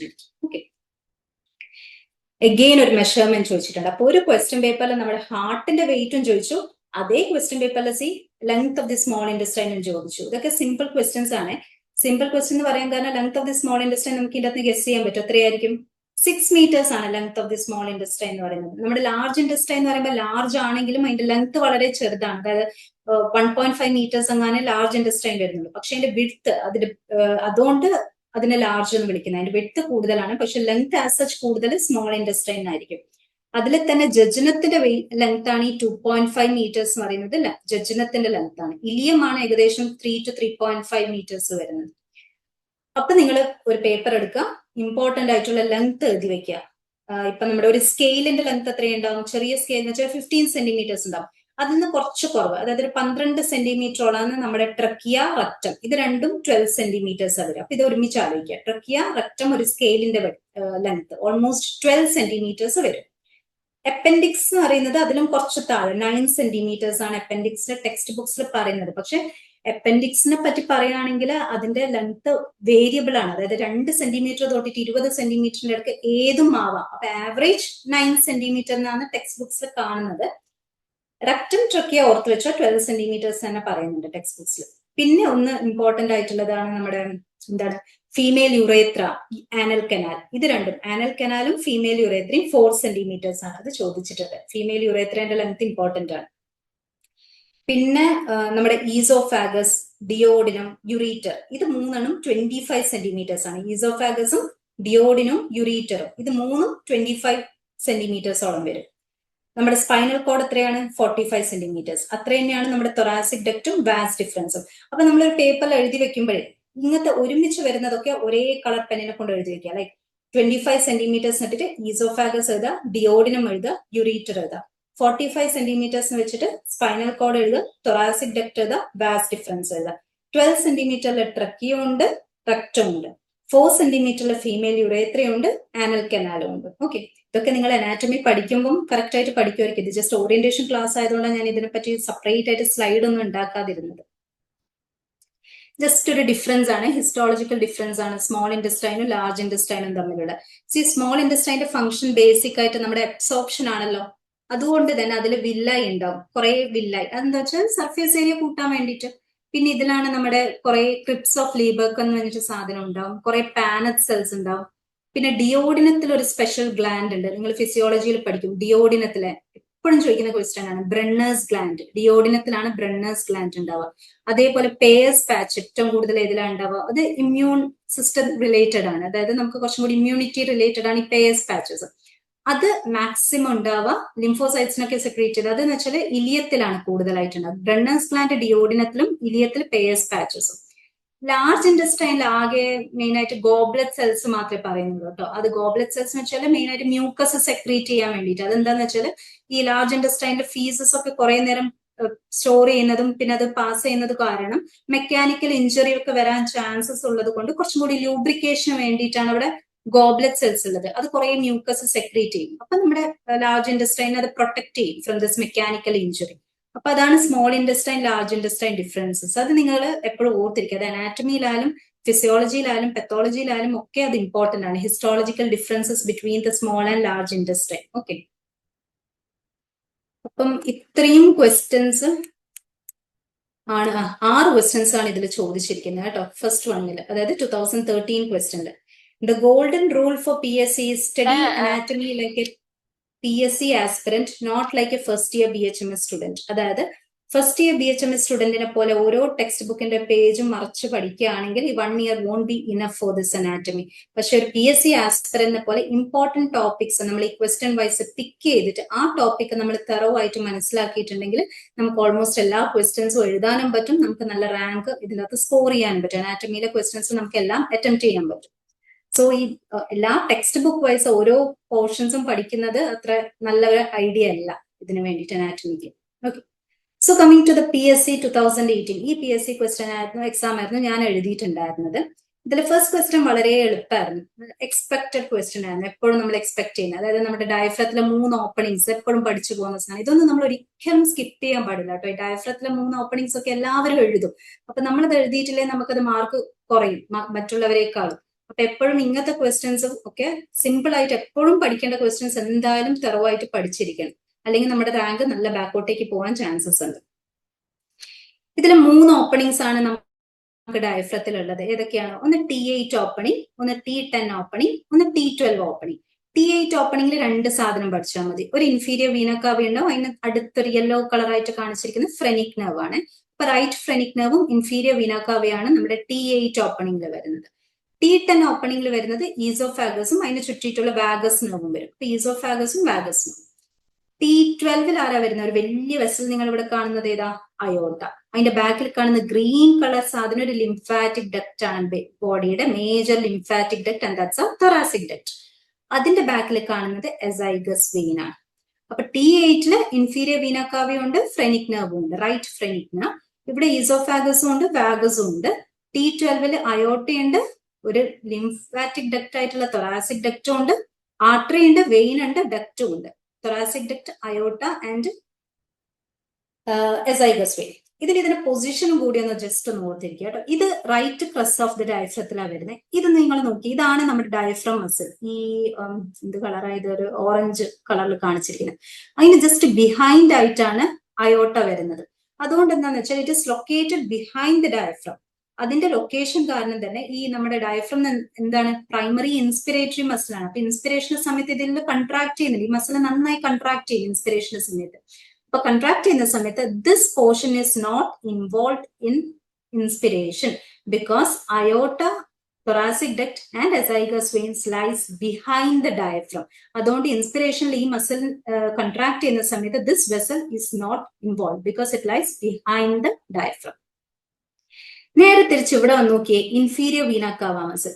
ഇവിടെ നിങ്ങൾ ഓർത്തിരിക്കേണ്ടത് ഇത് ഡയഫ്രത്തിന്റെ ഉള്ളിലാണെങ്കിലും it is located in the central tendon of the diaphragm. As such അത് മസിലിന്റെ ഉള്ളിലല്ല കിടക്കുന്നത്. ഈ മസിലിന്റെ ഉള്ളിൽ തന്നെ ഒരു സെൻട്രൽ ടെൻഡൻ ഉണ്ട്. ആ ടെൻഡന്റെ ഉള്ളിലാണ് ഇൻഫീരിയർ വീന കാവ കിടക്കുന്നത്. അതിന്റെ റെലവൻസ് എന്താണെന്ന് വെച്ചാല് ഇൻസ്പിറേഷന്റെ സമയത്ത് എന്ത് സംഭവിക്കും? ഇൻസ്പിറേറ്ററി മസിൽ ആയിട്ടുള്ള ഡയഫ്രം കൺട്രാക്ട് ചെയ്യും. കൺട്രാക്ട് ചെയ്യുന്ന സമയത്ത് ഈ central tendon of the diaphragm എന്ത് ചെയ്യും? സ്ട്രെച്ച് ചെയ്യും നന്നായിട്ട്. സ്ട്രെച്ച് ചെയ്യുമ്പോൾ എന്ത് സംഭവിക്കും? ഇൻഫീരിയർ വീന കാവ നല്ലോണം വൈഡ് ആവുകയാണ് ചെയ്യുക. വൈഡ് ആവുന്ന സമയത്ത് venous return to the heart increase ചെയ്യും. അതുകൊണ്ടാണ് ഇൻസ്പിറേഷന്റെ സമയത്ത് the venous return to the heart increases, because the T8 opening is not present as such in the muscle diaphragm. It is present in the central tendon of the diaphragm. മനസ്സിലായല്ലോ? അപ്പൊ അത് ആ പൊസിഷന്റെ ഒക്കെ relevance അതാണ്. അതുകൊണ്ടാണ് അത് wide ആവുന്നത്, because it is located in the tendon which stretches during the inspiration. ഇത് അടുത്തൊരു ക്വസ്റ്റ്യൻ ആയിരുന്നു. ഇത് ഞാൻ എന്തായാലും എനിക്ക് മാർക്ക് കിട്ടിയെന്ന് വിചാരിച്ചൊരു ക്വസ്റ്റ്യൻ ആയിരുന്നു. ബട്ട് ഇത് ക്യാൻസൽ ചെയ്തു. അത് ക്യാൻസൽ ചെയ്യേണ്ട ക്വസ്റ്റ്യൻ തന്നെയായിരുന്നു. അത് വേറെ കാര്യം. ലൈക്ക് ഇതിൽ ചോദിച്ചിരിക്കുന്നത് നെർവ് ഓഫ് ടേസ്റ്റ് ആണ്. ഫസ്റ്റ് തന്നെ കോഡ ടിംപാനി കണ്ടു, ഉറപ്പായിരുന്നു അത് തന്നെയാണ് ആൻസർ എന്നുള്ളത്. കോഡ ടിംപാനി നെർവ് ഇത് വേറെ ഒന്നും വായിച്ചില്ല. സോ അതിന്റെ ബാക്കി ഓപ്ഷൻസ് നോക്കുമ്പോൾ ഹൈപ്പോഗ്ലോസൽ നെർവ് ഉണ്ട്, ലിംഗ്വൽ നെർവ് ഉണ്ട്, ഗ്ലോസോഫാരിഞ്ചൽ നെർവ് ഉണ്ട്. ഇതിൽ പ്രശ്നം എന്തായിരുന്നു എന്ന് വെച്ചാൽ the ഗ്ലോസോഫാരിഞ്ചൽ nerve and the CODA tympanic nerve രണ്ടും ടേസ്റ്റ് സെൻസേഷൻസ് ക്യാരി ചെയ്യുന്നുണ്ട്. അതുകൊണ്ട് ഇതിന് എ ആണോ ഡി ആണോ കറക്റ്റ് എന്നുള്ളത് പറയാൻ പറ്റില്ല. അതുകൊണ്ട് തന്നെ ഈ ക്വസ്റ്റ്യൻ ചാലഞ്ച് ചെയ്തു, അത് ക്യാൻസൽ ചെയ്ത് പോയി. ഞാൻ ടങ്ങിന്റെ ജസ്റ്റ് ഒന്ന് നെർവ് സപ്ലൈ എന്ന് പറഞ്ഞുതരാം. ഇത് കുറച്ച് വലിയൊരു ടോപ്പിക്കാണ്. ജസ്റ്റ് ഒന്ന് ശ്രദ്ധിച്ച് കേട്ടാൽ പെട്ടെന്ന് മനസ്സിലാവും. പിന്നെ നിങ്ങൾക്ക് അനാറ്റമി ഹെഡനൊക്കെ എടുക്കുന്ന സമയത്ത് ഇത് ഡീറ്റെയിൽ ആയിട്ട് പറയും. ഇന്ന് ജസ്റ്റ് ഓറിയന്റേഷൻ ക്ലാസ് ആയതുകൊണ്ട് ഈ ക്വസ്റ്റ്യൻസ് ഡിസ്കസ് ചെയ്യുന്നത് കൊണ്ട് ഒന്ന് ജസ്റ്റ് പറഞ്ഞു പോവാം. ഒന്ന് ജസ്റ്റ് ഒന്ന് ശ്രദ്ധിച്ച് കേൾക്കുക. ഇത് നമ്മുടെ ടങ് ആണ് കാണിച്ചിരിക്കുന്നതിൻ്റെ അത്. ഈ ടങ്ങിനെ നമ്മൾ മൂന്നായിട്ട് ഡിവൈഡ് ചെയ്തു. ഇത് ആന്റീരിയർ 2/3 ഓഫ് ദി ടങ്, അതിന്റെ ജസ്റ്റ് ബാക്കിൽ പോസ്റ്റീരിയർ 1/3 ഓഫ് ദി ടങ്, ഇത് posterior most part of the tongue, ഈ റെഡ് കളർ. അതിന്റെ ജസ്റ്റ് മുന്നിൽ പോസ്റ്റീരിയർ 1/3, ഈ ഫ്രണ്ടിലത്തെ വലിയ പോർഷൻ ആണ് ആന്റീരിയർ 2/3. അപ്പൊ ടങ്ങിന്റെ നെർവ് സപ്ലൈ ചോദിക്കുമ്പോൾ നമുക്കൊരു മോട്ടോർ സപ്ലൈയും വേണം, പിന്നെ ഒരു സെൻസറി സപ്ലൈയും വേണമല്ലോ. മോട്ടോർ സപ്ലൈ എന്ന് വെച്ചാൽ ടങ്ങിനെ മൊത്തം മസിൽസിന്, എല്ലാ മസിൽസിനെയും സപ്ലൈ ചെയ്യുന്നത് ഹൈപ്പോഗ്ലോസൽ നെർവ്. അതായത് ടങ്ങിന്റെ സ്വന്തം നെർവാണ് 12th നെർവ്, ഹൈപ്പോഗ്ലോസൽ നെർവ് എല്ലാ മസിൽസിനെയും സപ്ലൈ ചെയ്യും എക്സെപ്റ്റ്, അതുകൊണ്ട് അതൊരു ക്വസ്റ്റ്യൻ ആണ്, palatoglossus muscle which is supplied by vagus nerve. ഈ എക്സെപ്റ്റ് എന്ന് പറയുന്നതൊക്കെ ക്വസ്റ്റ്യൻസ് ആണ്. So all the muscle except palatoglossus is supplied by the hypoglossal nerve. അപ്പൊ നമ്മുടെ motor portion of the tongue അത്രയേ ഉള്ളൂ. മോട്ടോർ സപ്ലൈ എന്ന് പറയുമ്പോൾ ഹൈപ്പോഗ്ലോസൽ നെർവ് മാത്രം ആലോചിക്കുക, ഒരു എക്സെപ്ഷനും കൂടി ആലോചിക്കുക, ദാറ്റ് ഇസ് പാലറ്റോഗ്ലോസസ്. ഇനി നമ്മൾ അതിൽ പഠിക്കേണ്ടത് എന്ന് വെച്ചാൽ നമ്മുടെ സെൻസറി സപ്ലൈ. സെൻസറി സപ്ലൈ എന്ന് പറയുമ്പോൾ എന്തൊക്കെ സെൻസേഷൻസ് ഉണ്ടാവാം? ടേസ്റ്റ് സെൻസേഷൻസ് മാത്രമല്ലല്ലോ ടങ്ങിലുള്ള, പെയിൻ ആവാം, മീൻസ് ടെമ്പറേച്ചർ സെൻസേഷൻ, അങ്ങനെ കുറെ ഉണ്ട്. അപ്പൊ ടങ്ങിന്റെ ആന്റീരിയർ 2/3 എടുക്കുകയാണെങ്കിൽ അതില് ടേസ്റ്റ് സെൻസേഷൻസിനെ ക്യാരി ചെയ്യുന്നത് ഫേഷ്യൽ നെർവിന്റെ കോഡ ടിംപാനി ബ്രാഞ്ച് ആണ്. അതാണ് നമ്മളുടെ ക്വസ്റ്റ്യനിൽ കാണുന്ന നെർവ് ഓഫ് ടേസ്റ്റ് എന്ന് പറഞ്ഞിട്ടുള്ള CODA tympany nerve which is a branch of facial nerve. പക്ഷേങ്കിൽ മറ്റുള്ള സെൻസേഷൻസിനെ ഒക്കെ ക്യാരി ചെയ്യുന്നത് ലിംഗ്വൽ നെർവ് ആണ്. ലിംഗ്വൽ നെർവ് ആസ് സച്ച് ഓപ്ഷനിലുണ്ട്, പക്ഷെങ്കിൽ അത് ടേസ്റ്റ് ക്യാരി ചെയ്യുന്നതല്ല കേട്ടോ, ബാക്കി സെൻസേഷൻസ് ക്യാരി ചെയ്യുന്നത്. അതുകൊണ്ട് there was no question about this lingual nerve in this answer, because ഇതിൽ നെർവ് ഓഫ് ടേസ്റ്റ് സ്പെസിഫിക് ആയി ചോദിച്ചിട്ടുണ്ട്. നെർവ് ഓഫ് ടേസ്റ്റ് എന്ന് വെച്ചാൽ ആന്റീരിയർ 2/3 കോഡ ടിംപാനിക് നെർവ്. അതർ സെൻസേഷൻസ് ആണ് നമ്മുടെ ലിംഗ്വൽ നെർവ്. ലിംഗ്വൽ നെർവ് എന്ന് വെച്ചാൽ നമ്മുടെ ട്രൈജമിനലിന്റെ 3rd ഡിവിഷൻ, അതായത് മാൻഡിബുലർ നെർവിന്റെ ബ്രാഞ്ച് ആണ് ലിംഗ്വൽ നെർവ്. V3ന്റെ ബ്രാഞ്ച് ആണ് ലിംഗ്വൽ. അപ്പൊ ആന്റീരിയർ 2/3 രണ്ട് നെർവ്സ് ഉണ്ട്. ഫോർ ടേസ്റ്റ് ഇറ്റ് ഇസ് കോഡ tympany which is a branch of facial nerve, പിന്നെ ലിംഗ്വൽ നെർവ്. ഇനി പോസ്റ്റീരിയർ 1/3 എത്തുകയാണെങ്കിൽ സിമ്പിൾ ആണ്, ബിക്കോസ് അത് ഏത് സെൻസേഷൻ ആയിക്കോട്ടെ, ടേസ്റ്റ് ആയിക്കോട്ടെ, പെയിൻ ആയിക്കോട്ടെ, ടെമ്പറേച്ചർ ആയിക്കോട്ടെ, എല്ലാ സെൻസേഷനും ക്യാരി ചെയ്യുന്നത് നമ്മുടെ 9th ഗ്ലോസോഫാരിഞ്ചൽ നെർവ് ആണ്. പോസ്റ്റീരിയർ മോസ്റ്റ് പാർട്ടിലും പ്രശ്നമില്ല, എല്ലാ സെൻസേഷൻസും ക്യാരി ചെയ്യുന്നത് വാഗസ് ആണ്. അപ്പൊ ഫ്രണ്ടില് ഫേഷ്യൽ നെർവും ഉണ്ട്, നമ്മുടെ ലിംഗ്വൽ നെർവും ഉണ്ട്. ടേസ്റ്റിന് മാത്രമാണ് ഫേഷ്യൽ നെർവ് വരുന്നത്, മറ്റുള്ള എല്ലാ സെൻസേഷനും ലിംഗ്വൽ നെർവ് ആണ്. ബാക്കി പോസ്റ്റീരിയർ 1/3 എല്ലാ സെൻസേഷൻസും പോകുന്നത് ഗ്ലോസോഫാരിഞ്ചൽ ആണ്. അതിന്റെ പോസ്റ്റീരിയർ മോസ്റ്റ് പോർഷനിൽ എല്ലാ സെൻസേഷനും പോകുന്നത് വാഗസ് നെർവ് ആണ്. അത് സിമ്പിൾ ആണ്. പിന്നെ ഞാൻ പറഞ്ഞു motor supplies by the hypoglossal nerve except palatoglossus which is supplied by vagus. ഇത് എപ്പോഴും ചോദിക്കുന്ന ഒരു സാധനമാണ്. അതിൽ ഞാൻ ജസ്റ്റ് ടങ്ങിന്റെ ഡെവലപ്മെന്റ് ഒന്ന് പറഞ്ഞുതരാം. അത് എന്തിനാന്ന് വെച്ചാൽ നമുക്ക് കോറിലേറ്റ് ചെയ്യാൻ പറ്റും. സി അനാറ്റമിയിൽ ഏത് നെർവ് എവിടെ വന്നാലും അതിനൊക്കെ ഒരു ലോജിക് ഉണ്ട്. അതൊന്നും ഇനിയിപ്പോ നിങ്ങൾ പഠിക്കാൻ പോകണ്ട, ബിക്കോസ് അതിനൊന്നും സമയമില്ല. ഞാൻ ജസ്റ്റ് ടങ് പറയുമ്പോൾ അത് ജസ്റ്റ് ഒന്ന് പറയാന്ന് വിചാരിച്ചിട്ട് സ്ലൈഡ് ഇട്ടതാണ്. ഇത് ഇമ്പോർട്ടന്റ് ആണ്. ഫാരിഞ്ചൽ ആർച്ചസ് ആൻഡ് ഡെറിവേറ്റീവ്സ് എപ്പോഴും എംബ്രിയോളജി നിങ്ങൾ ഫുൾ സ്കിപ്പ് ചെയ്താലും never skip this pharyngeal arches. അതിന്റെ ഡെറിവേറ്റീവ്സ് മിക്കവാറും ചോദിക്കാറുണ്ട്. ആ ടേബിൾ അങ്ങനെ തന്നെ പഠിച്ചു വെക്കുക. അത് എളുപ്പമാണ്, പക്ഷെ അത് പഠിച്ച ക്വസ്റ്റ്യൻസ് കിട്ടും അതിൻ്റെ അകത്ത്. നമ്മുടെ ഡെവലപ്മെന്റിന്റെ സമയത്തുണ്ടല്ലോ, നമ്മൾ ഫാരിങ്സിന്റെ ചുറ്റും ഇങ്ങനെ കുറെ ആർച്ചസ് ഡെവലപ്പ് ചെയ്യും. ഇത് മീസോഡെർമൽ തിക്കനിങ്സ് ആണ്. ടോട്ടൽ 6 ആർച്ചസ് ഉണ്ട്. പക്ഷെങ്കിൽ ഇതിൽ 5ാമത്തത് അപ്പിയർ ചെയ്യുമ്പോൾ തന്നെ ഡിസപ്പിയർ ചെയ്യും. സോ ഇൻ എഫക്റ്റ് ടോട്ടൽ നമുക്ക് 5 ആർച്ചസേ ഉള്ളൂ. നോക്കിയേ, 1 2 3 4 5 ഇല്ല, ബിക്കോസ് അത് ഡിസപ്പിയർ ചെയ്യും. പിന്നെ 6 ആർച്ചസ്. ഈ 2 ആർച്ചസിന് നടുക്ക് നമ്മളെ ഡെവലപ്മെന്റിൽ ഫസ്റ്റ് 2 സ്വെല്ലിങ്സ് ഡെവലപ്പ് ചെയ്യും ടങ്ങില്. അതിനെയാണ് നമ്മൾ LS ലിംഗ്വൽ സ്വെല്ലിങ്സ് എന്നാണ് പറയാം. നിങ്ങൾ ജസ്റ്റ് കേട്ടിരുന്നാൽ മതി, ഇതൊന്നും അങ്ങനെ ചോദിക്കാറില്ല. ഈ ലിംഗ്വൽ സ്വെല്ലിങ്സിന് നടുക്ക് ഉള്ള സാധനമാണ് ട്യൂബർകുലാർ ഇംപാർ. ഇതെവിടെയാണ് നമ്മൾ കേൾക്കുക എന്ന് വെച്ചാൽ, നമ്മുടെ ടങ് ഡെവലപ്പ് ചെയ്യുക തൈറോഗ്ലോസൽ ഡക്റ്റ് എന്നാണ്. അത് ബിഗിൻ ചെയ്യുന്നത് ഇവിടെ നിന്നാണ്. ഈ ട്യൂബർകുലാർ ഇംപാറിന്റെ ജസ്റ്റ് ബാക്കിൽ ഫൊറാമൻ സീക്കം ഇവിടെ നിന്നാണ് തൈറോഗ്ലോസൽ ഡക്റ്റ് ബിഗിൻ ചെയ്യുക, ഫൊറാമൻ സീക്കത്തിന്റെ അവിടെ നിന്ന്. അതിന് ജസ്റ്റ് ബാക്കിൽ ഈ HE എഴുതിയിരിക്കുന്നത് ഹൈപ്പോബ്രാക്കിയൽ എമിനൻസ് എന്ന് പറഞ്ഞിട്ടുള്ള സാധനമാണ്. ഹൈപ്പോബ്രാക്കിയൽ എമിനൻസ്. ഈ H അതിന്റെ ക്രേനിയൽ പോർഷൻ എന്ന് വെച്ചാൽ തലയുടെ അടുത്ത് വരുന്നത്. ഇത് കോഡൽ പോർഷൻ, ബാക്ക് പോർഷന്റെ അടുത്ത് വരുന്നത്. ഇങ്ങനെയാണ് നമ്മുടെ ടങ് ഫസ്റ്റ് ഡെവലപ്പ് ചെയ്യുക. ഇതെന്നിട്ട് എന്ത് സംഭവിക്കുന്ന വെച്ചാൽ, during the course of development ഈ ലിംഗ്വൽ സ്വെല്ലിങ്സ്, ഈ പിങ്ക് കളർ നോക്കി, അത് വലുതായി ഒരു ട്രയാങ്കുലർ പോർഷൻ ആയിട്ട് നടുക്കുന്ന ജോയിൻ ചെയ്യും. അതാണ് നമ്മുടെ ടങ്ങിലെ മീഡിയൻ ഫറോ ഇല്ലേ, 2 പോർഷൻ ജോയിൻ ചെയ്യുന്ന നടുക്കൊരു ലൈൻ ഇല്ലേ, അതാണ് ഈ മീഡിയൻ ഫറോ. ഈ ലിംഗ്വൽ സ്വെല്ലിങ്സ് വലുതായിട്ടാണ് മീറ്റ് ചെയ്യുന്നത്. ഈ ട്യൂബർകുലർ ഇംപാർ കുറച്ച് താഴത്തേക്ക് വന്നിട്ട് ഇങ്ങനെയാവും. എന്നിട്ട് അവിടെ ഒരു V ഷേപ്പ് വരും. അതാണ് നമ്മുടെ എന്തായിരുന്നു പറയാ, ഫൊറാമൻ സീക്കം സൽക്കസ് ടെർമിനാലിസ് അല്ലേ, V ഷേപ്പ് സൽക്കസ് ടെർമിനാലിസ് ടങ്ങിന്റെ അതാണിത്. ഇതിന് മുന്നിൽ കുറെ സർക്കംവാലേറ്റ് പാപ്പിലെ ആണ്. ഇതൊക്കെ നിങ്ങൾ ഫിസിയോളജിയിൽ പഠിക്കും, പാപ്പിലേസ് ഒക്കെ. ഈ ഹൈപ്പോബ്രാക്കിയൽ എമിനൻസ് കുറച്ച് പോസ്റ്റീരിയർ 1/3 ആവും. ഈ നേടിയ കോഡൽ പോർഷൻ പോസ്റ്റീരിയർ മോസ്റ്റ് പാർട്ടാണ്. ഇതൊക്കെ ഞാൻ എന്തിനാ പറഞ്ഞേ നിങ്ങൾക്ക് വിചാരിക്കുന്നുണ്ടാവും. ഇതെന്തിനാ പറഞ്ഞെന്ന് ചോദിച്ചാൽ, ലിംഗ്വൽ സ്വെല്ലിങ്സ് വരുന്നത് ഫസ്റ്റും സെക്കൻഡ് ആർച്ചിന്റെ അടുത്ത് നിന്നാണ്. അതുകൊണ്ട് ഫസ്റ്റ് ആർച്ചിന്റെ 2 നെർവ്സാ വരുന്നത്. ഒന്ന് മാൻഡിബുലർ നെർവ്, കോഡാ ടിംപാനി നെർവ്. സെക്കൻഡിൽ വരുന്നത് ഫേഷ്യൽ നെർവ്. അതുകൊണ്ടാണ് anterior 2/3 of the tongue is supplied by facial നെർവിന്റെ കോഡാ tympani branch and the lingual nerve, അതായത് മാൻഡിബുലർ നെർവിന്റെ ബ്രാഞ്ച്. പോസ്റ്റീരിയർ 1/3 പാർട്ട്, അതായത് H എഴുതിയിരിക്കുന്ന പാർട്ട് കറസ്പോണ്ട് ചെയ്യുന്നത് നമ്മുടെ glossopharyngeal nerve, because 3rd ആർച്ചിന്റെ നെർവ് എന്ന് വെച്ചാൽ ഗ്ലോസോ ഫാരിഞ്ചൽ ആണ്. അതുകൊണ്ടാണ് posterior 1/3 of the tongue is supplied by glossopharyngeal nerve. 4th ആർച്ചിൽ 2 nerves വരുന്നുണ്ട്, സുപ്പീരിയർ ലാരിഞ്ചലും 6th വരുന്ന റിക്കറന്റ് ലാരിഞ്ചലും. ഇത് 2 വാഗസ് നെർവിന്റെ ബ്രാഞ്ചസ് ആണ്. അതുകൊണ്ടാണ് posterior most portion of the tongue is supplied by vagus nerve എന്ന് പറയുന്നത്.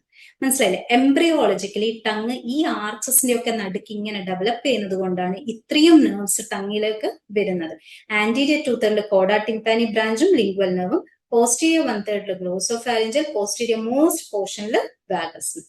ഞാൻ കുറച്ച് ഫാസ്റ്റ് ആയിരിക്കും, പക്ഷെ നമുക്ക് ഓറിയന്റേഷൻ ആയതുകൊണ്ട് ഇപ്പം ഇങ്ങനെ പോവാം തൽക്കാലം. അടുത്ത ക്വസ്റ്റ്യൻ ആണ്, സിമ്പിൾ ക്വസ്റ്റ്യൻ ആണ്, പക്ഷെ ഇതൊക്കെ ഞാൻ കുറെ ആലോചിച്ചിരുന്നു അന്നേരം, ബിക്കോസ് എക്സാമിന് നമുക്ക് എത്ര സിമ്പിൾ ആണെങ്കിലും ഭയങ്കര ടഫ് ആയിരിക്കുമല്ലോ. See, the question was tensor fascia lata. A simple question. What is this? It's a muscle ആണോ, superficial fascia ആണോ, deep fascia ആണോ, tendon ആയിരുന്നോ എന്നാണ് ക്വസ്റ്റ്യൻ. It's A muscle. ഈ ടെൻസർ എന്നുള്ള പേര് ഇവിടെ ഉണ്ടായിരുന്നില്ലെങ്കിൽ ജസ്റ്റ് ഫേഷ്യ ലാറ്റ എന്ന ക്വസ്റ്റ്യൻ എങ്കിൽ the answer should be the deep fascia. ഇവിടെ ഈ ടെൻസർ എന്ന് വന്നതുകൊണ്ട് ടെൻസർ ഫേഷ്യ ലാറ്റ എന്ന് പറയുന്നത് ഒരു മസിലാണ്. ഞാൻ മസിൽ കാണിച്ചു തരാം. നമ്മുടെ ആന്റീരിയർ സുപ്പീരിയർ ഇലിയാക് ക്രസ്റ്റ് എന്നും അതേപോലെ തന്നെ ഔട്ടർ ലിപ്പ് എന്നും വരുന്ന ഒരു മസിലാണ് ടെൻസർ ഫേഷ്യ ലാറ്റ. അത് എന്നിട്ട് ഇലിയോ ടിബിയൽ ട്രാക്റ്റിലേക്ക് ജോയിൻ ചെയ്തിട്ട് നമ്മുടെ ഇത് ടിബിയ ബോൺ ആണ്, ടിബിയയുടെ ലാറ്ററൽ ട്യൂബർക്കിൾ, അതിനൊരു പേരുണ്ട്, എന്തായാലും ഗേർഡീസ് ട്യൂബർക്കിൾ. ഈ ഗേർഡീസ് ട്യൂബർക്കിളിലേക്ക് ഇത് ഇൻസേർട്ട് ചെയ്യും. അപ്പൊ ഈ ആന്റീരിയർ സുപ്പീരിയർ ഇലിയാക് സ്പൈനും ഔട്ടർ ലിപ്പ് എന്നും വന്നിട്ട് ഇലിയോ ടിബിയൽ ട്രാക്ട് ആയിട്ട് നമ്മുടെ ലാറ്ററൽ ട്യൂബർ കോണ്ടൈൽ ഓഫ് ടിബിയയിലേക്ക് അറ്റാച്ച് ചെയ്യും. So this is our tensor fascia lata muscle. Just അതൊരു മസിലാന്ന് പറഞ്ഞാൽ വി ഗെറ്റ് 1 മാർക്ക് അല്ലെ. ഈ ടെൻസർ ഫേഷ്യ ലാറ്റ എന്ന് പറയുന്ന മസിലിനെ സപ്ലൈ ചെയ്യുന്നത് സുപ്പീരിയർ ഗ്ലൂട്ടിയൽ നെർവ്, അതായത് L4 L5 S1. ഇതേ മസിലാണ് നമ്മുടെ ആര് സപ്ലൈ ചെയ്യുന്നത്, ഗ്ലൂട്ടിയസ് മീഡിയസിനെയും ഗ്ലൂട്ടിയസ് മിനിമസിനെയും. അപ്പൊ ഒരു പോയിന്റ് നിങ്ങൾക്ക് ഇവിടെ കിട്ടിയ സുപ്പീരിയർ ഗ്ലൂട്ടിയൽ നെർവ് ഏത് 3 മസിൽസിനെ സപ്ലൈ ചെയ്യുന്നതെന്ന് വെച്ചാൽ it is tensor fascia lata, gluteus medius and gluteus minimus. ഇതിന്റെ പ്രത്യേകത എന്താണെന്ന് വെച്ചാൽ ഈ 3 മസിലാണ് നമ്മുടെ പെൽവിസിനെ സ്റ്റെബിലൈസ് ചെയ്ത് വെക്കുന്നത്. നമ്മളൊരു കണ്ടീഷൻ പഠിച്ചത് ഓർമ്മയുണ്ടോ? ട്രെൻഡലൻബർഗ്സ് ഗേറ്റ് പോസിറ്റീവ് ആവുക എന്നൊക്കെ പറയുന്നത്. അത് പ്രശ്നം വരിക എപ്പോഴാന്ന് വെച്ചാൽ ഈ സുപ്പീരിയർ ഗ്ലൂട്ടിയൽ നെർവ് ഡാമേജ്ഡ് ആയിട്ട് മീഡിയസിനും മിനിമസിനും പ്രശ്നം ഉണ്ടാകുമ്പോഴാണ്. അപ്പൊ നമ്മുടെ ഗ്ലൂട്ടിയസ് മാക്സിമസ് മസിലോ അതിനെ സപ്ലൈ ചെയ്യുന്നത് ഇൻഫീരിയർ ഗ്ലൂട്ടിയൽ നെർവ് ആണ്. Inferior gluteal nerve. ഓക്കെ, അപ്പൊ നിങ്ങൾ ഇവിടെ എന്താ ഇപ്പൊ പഠിച്ചത്? ടെൻസർ ഫേഷ്യ ലാറ്റ എന്ന് പറയുന്നത് ഒരു മസിലാണ്. ഫേഷ്യ ലാറ്റ എന്ന് പറയുന്നത് ഡീപ് ഫേഷ്യാണ്. തൈയിലുള്ള ഡീപ് ഫേഷ്യന്റെ പേരാണ് ഫേഷ്യ ലാറ്റ. ഈ ടെൻസർ ഫേഷ്യ ലാറ്റ വരുന്നത് എവിടുന്ന? ആന്റീരിയർ സുപ്പീരിയർ ഇലിയാക് സ്പൈൻ എന്നും outer lip of the iliac crest എന്നും. എന്നിട്ട് അത് ഇലിയോടിബിയൽ ട്രാക്ട് ആയിട്ട് നമ്മുടെ lateral condyle of tibia, specific ആയിട്ട് പറയുകയാണെങ്കിൽ ഗേർഡിയസ് ട്യൂബർക്കിളിൽ പോയിട്ട് അറ്റാച്ച് ചെയ്യും. ഇറ്റ് ഈസ് സപ്ലൈഡ് ബൈ ഏതിനായിരുന്നു? Superior gluteal nerve. Superior gluteal nerve എന്ന് പറയുമ്പോൾ root value L4, L5, S1. Inferior എന്ന് പറയുമ്പോൾ ജസ്റ്റ് താഴെ. ഇത് L4, L5, S1 ആണെങ്കിൽ ഇൻഫീരിയർ വരെ L5, S1, S2. L4, L5, S1 superior, L5, S1, S2 inferior. Superior gluteal nerve നമുക്ക് innovate ചെയ്യുന്ന 3 ഇമ്പോർട്ടന്റ് മസിൽസ് ആണ്. ഏതൊക്കെയാണ്? ടെൻസർ ഫേഷ്യ ലാറ്റ, പിന്നെ ഗ്ലൂട്ടിയസ് മീഡിയസ്, മിനിമസ്. ഇതാണ് ട്രെൻഡലൻബർഗ് പോസിറ്റീവ് ആക്കുന്നത്. നേരെ തിരിച്ച് മാക്സിമസിന് ഏതാ സപ്ലൈ ചെയ്യുന്നതെന്ന് ചോദിച്ചാൽ it is inferior gluteal nerve.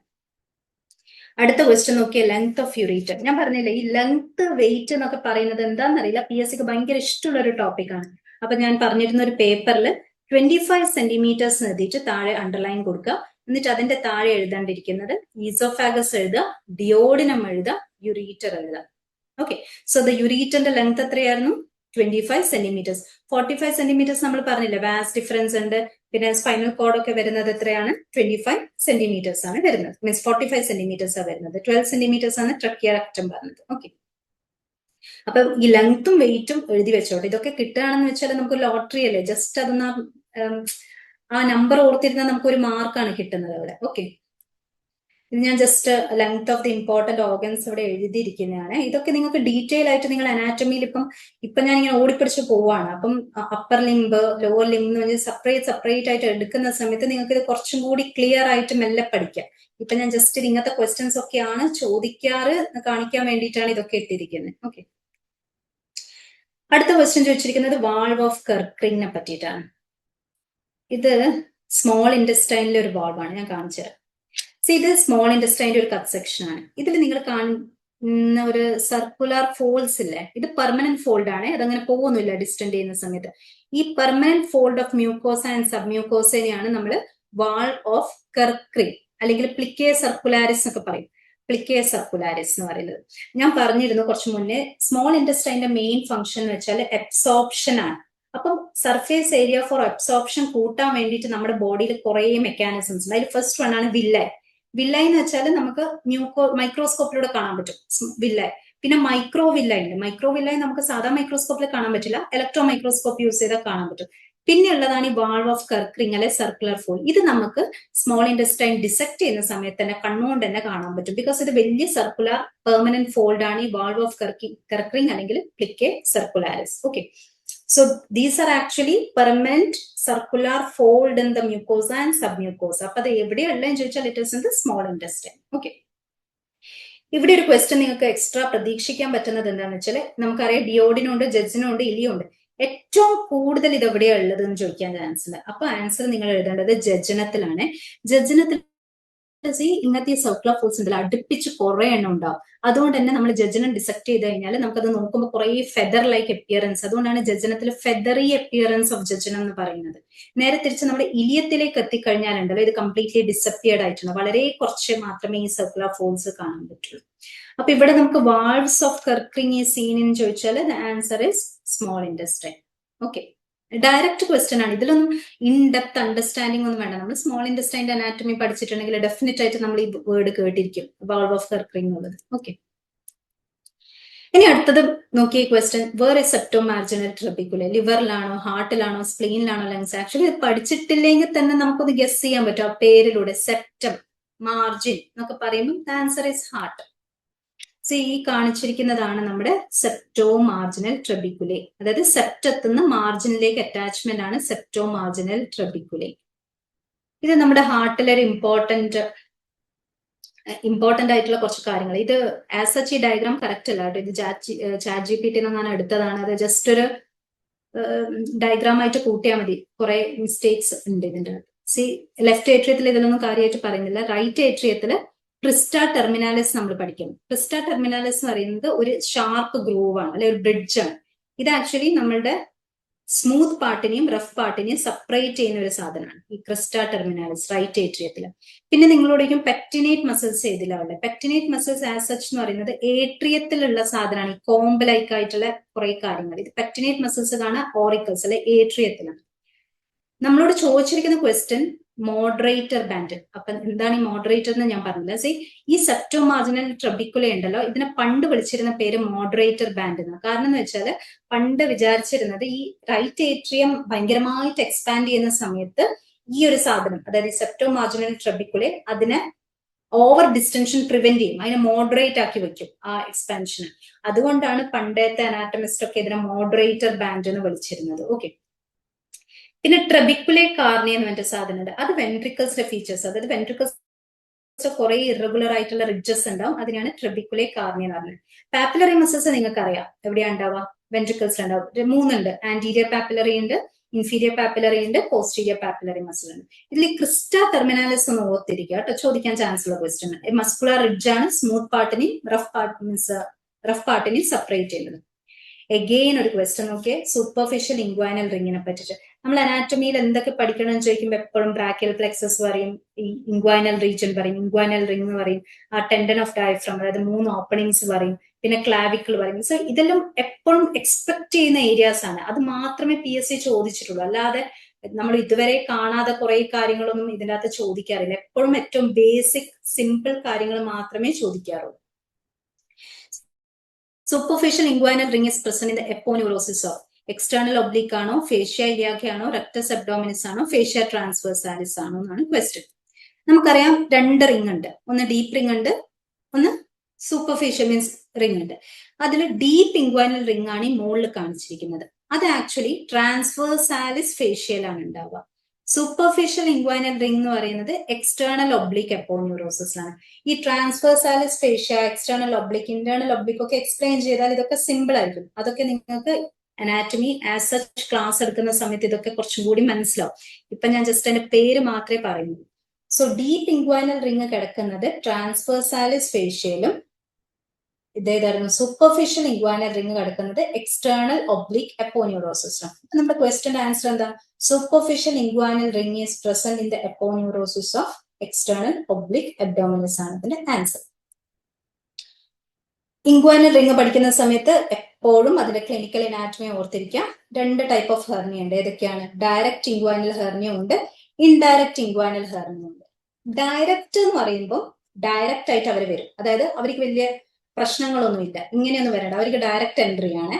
അതായത് മസിൽസിൽ ഒരു വീക്ക്നെസ് ഉണ്ടാവും, ആ വീക്ക്നെസ്സിലൂടെ ഡയറക്റ്റ് അവർ സൂപ്പർഫിഷ്യൽ ഇൻഗ്വൈനൽ റിംഗിലേക്ക് എത്തും, എളുപ്പത്തിലെത്തും ഈ ഡയറക്റ്റ് ആയിട്ട് വരുന്ന ആൾക്കാർ.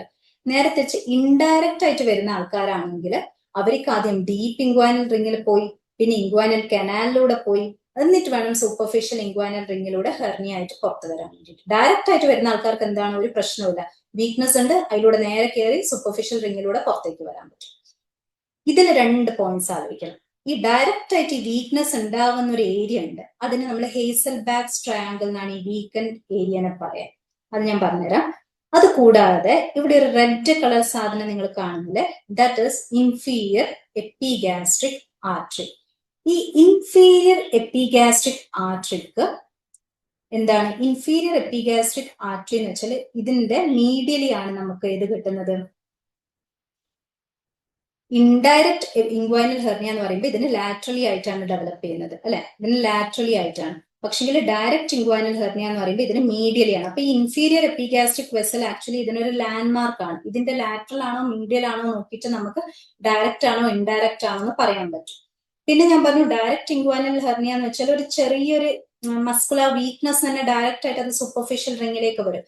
So where is this area of weakness? അതാണ് ഹേസൽബാക്സ് ട്രയാങ്കിൾ. ആ ട്രയാങ്കിളിന്റെ ബോർഡേഴ്സ് ആണ് ഇത്. നമ്മുടെ എന്താണ് വരുന്നത്? ഹേസൽബാക്സ് ട്രയാങ്കിളിന്റെ ലാറ്ററലി നമുക്ക് ഇൻഫീരിയർ എപ്പിഗാസ്ട്രിക് വെസൽസ് ഉണ്ട്, ഈ റെഡ് കളറിൽ കാണുന്നത്.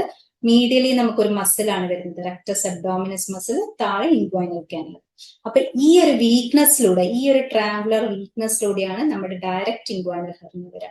ഇൻഡയറക്റ്റ് ആർക്കാണെങ്കിൽ ബുദ്ധിമുട്ടാണ്, ബിക്കോസ് അവർക്ക് ആദ്യം ഡയറക്റ്റ് ഡീപ്പ് റിങ്ങിലൂടെ പോകണം, ഡീപ്പ് റിങ്ങിലൂടെ ഫുൾ ഇൻഗ്വൈനൽ കനാൽ കവർ ചെയ്യണം, ഇൻഗ്വൈനൽ കനാലിലൂടെ പിന്നെ സൂപ്പർഫിഷ്യൽ റിങ്ങിൽ പോകണം, എന്നിട്ട് വേണം ഹെർണിയ ആയിട്ട് വരാൻ. ഡയറക്റ്റ് ആണെങ്കിൽ എളുപ്പമായിട്ട് ജസ്റ്റ് മസ്കുലർ വീക്ക്നെസ്സിലൂടെ കയറുക, സൂപ്പർഫിഷ്യൽ ഇൻഗ്വൈനൽ റിങ്ങിലൂടെ പുറത്തേക്ക് വരാം. ഓക്കെ, സോ ഈ ക്വസ്റ്റ്യൻ നിങ്ങൾ നോക്കിയേ, എന്ത് ക്വസ്റ്റ്യൻ ആണ് ഇതിൽ PSC ചോദിക്കുന്നത്? First bone to ossify in the body, clavicle. ഞാൻ പറഞ്ഞു ക്ലാവിക്കൽ ഒരു എന്താ പറയാ, ഒരു പെറ്റ് ഏരിയ ആണ് എല്ലാവരുടെയും, ബിക്കോസ് അതിന് അത്രയും സ്പെഷ്യൽ ഫീച്ചേഴ്സ് ഉണ്ട്. ഞാൻ പറഞ്ഞു 5 to 6 weeks ഓഫ് ഡെവലപ്മെന്റിന്റെ ഡെവലപ്മെന്റ് ആണ് clavicle. So it's a first bone to develop in the body. പിന്നെ കുറെ ഫീച്ചേഴ്സ് ഞാൻ ഓൾറെഡി പറഞ്ഞിരുന്നല്ലോ, ലൈക്ക് അതിന് മെഡുലറി ക്യാവിറ്റി ഇല്ല, സബ്ക്യൂട്ടേനിയസ് ത്രൂ ഔട്ട് ആണ്, മറ്റുള്ള ബോൺസ് ഒക്കെ എൻഡോകോൺട്രൽ ഓസിഫിക്കേഷൻ ആണ്, ഇതിന് മാത്രമാണ് ഇൻട്രാ മെംബ്രേനസ് ഓസിഫിക്കേഷൻ വരുന്നത്. പിന്നെ അങ്ങനെ കുറച്ച് പോയിന്റ്സ്, പിന്നെ ലാറ്ററൽ 1/3 ആൻഡ് മീഡിയൽ 2/3 നടുക്കാണ് അത് യൂഷ്വലി ഫ്രാക്ചർ ആവും. ഇങ്ങനത്തെ കുറച്ച് പോയിന്റ്സ് എപ്പോഴും ക്ലാവിക്കലിനെ പറ്റി ഓർത്തിരിക്കുക. Hay fever ഗാംഗ്ലിയോണസ്.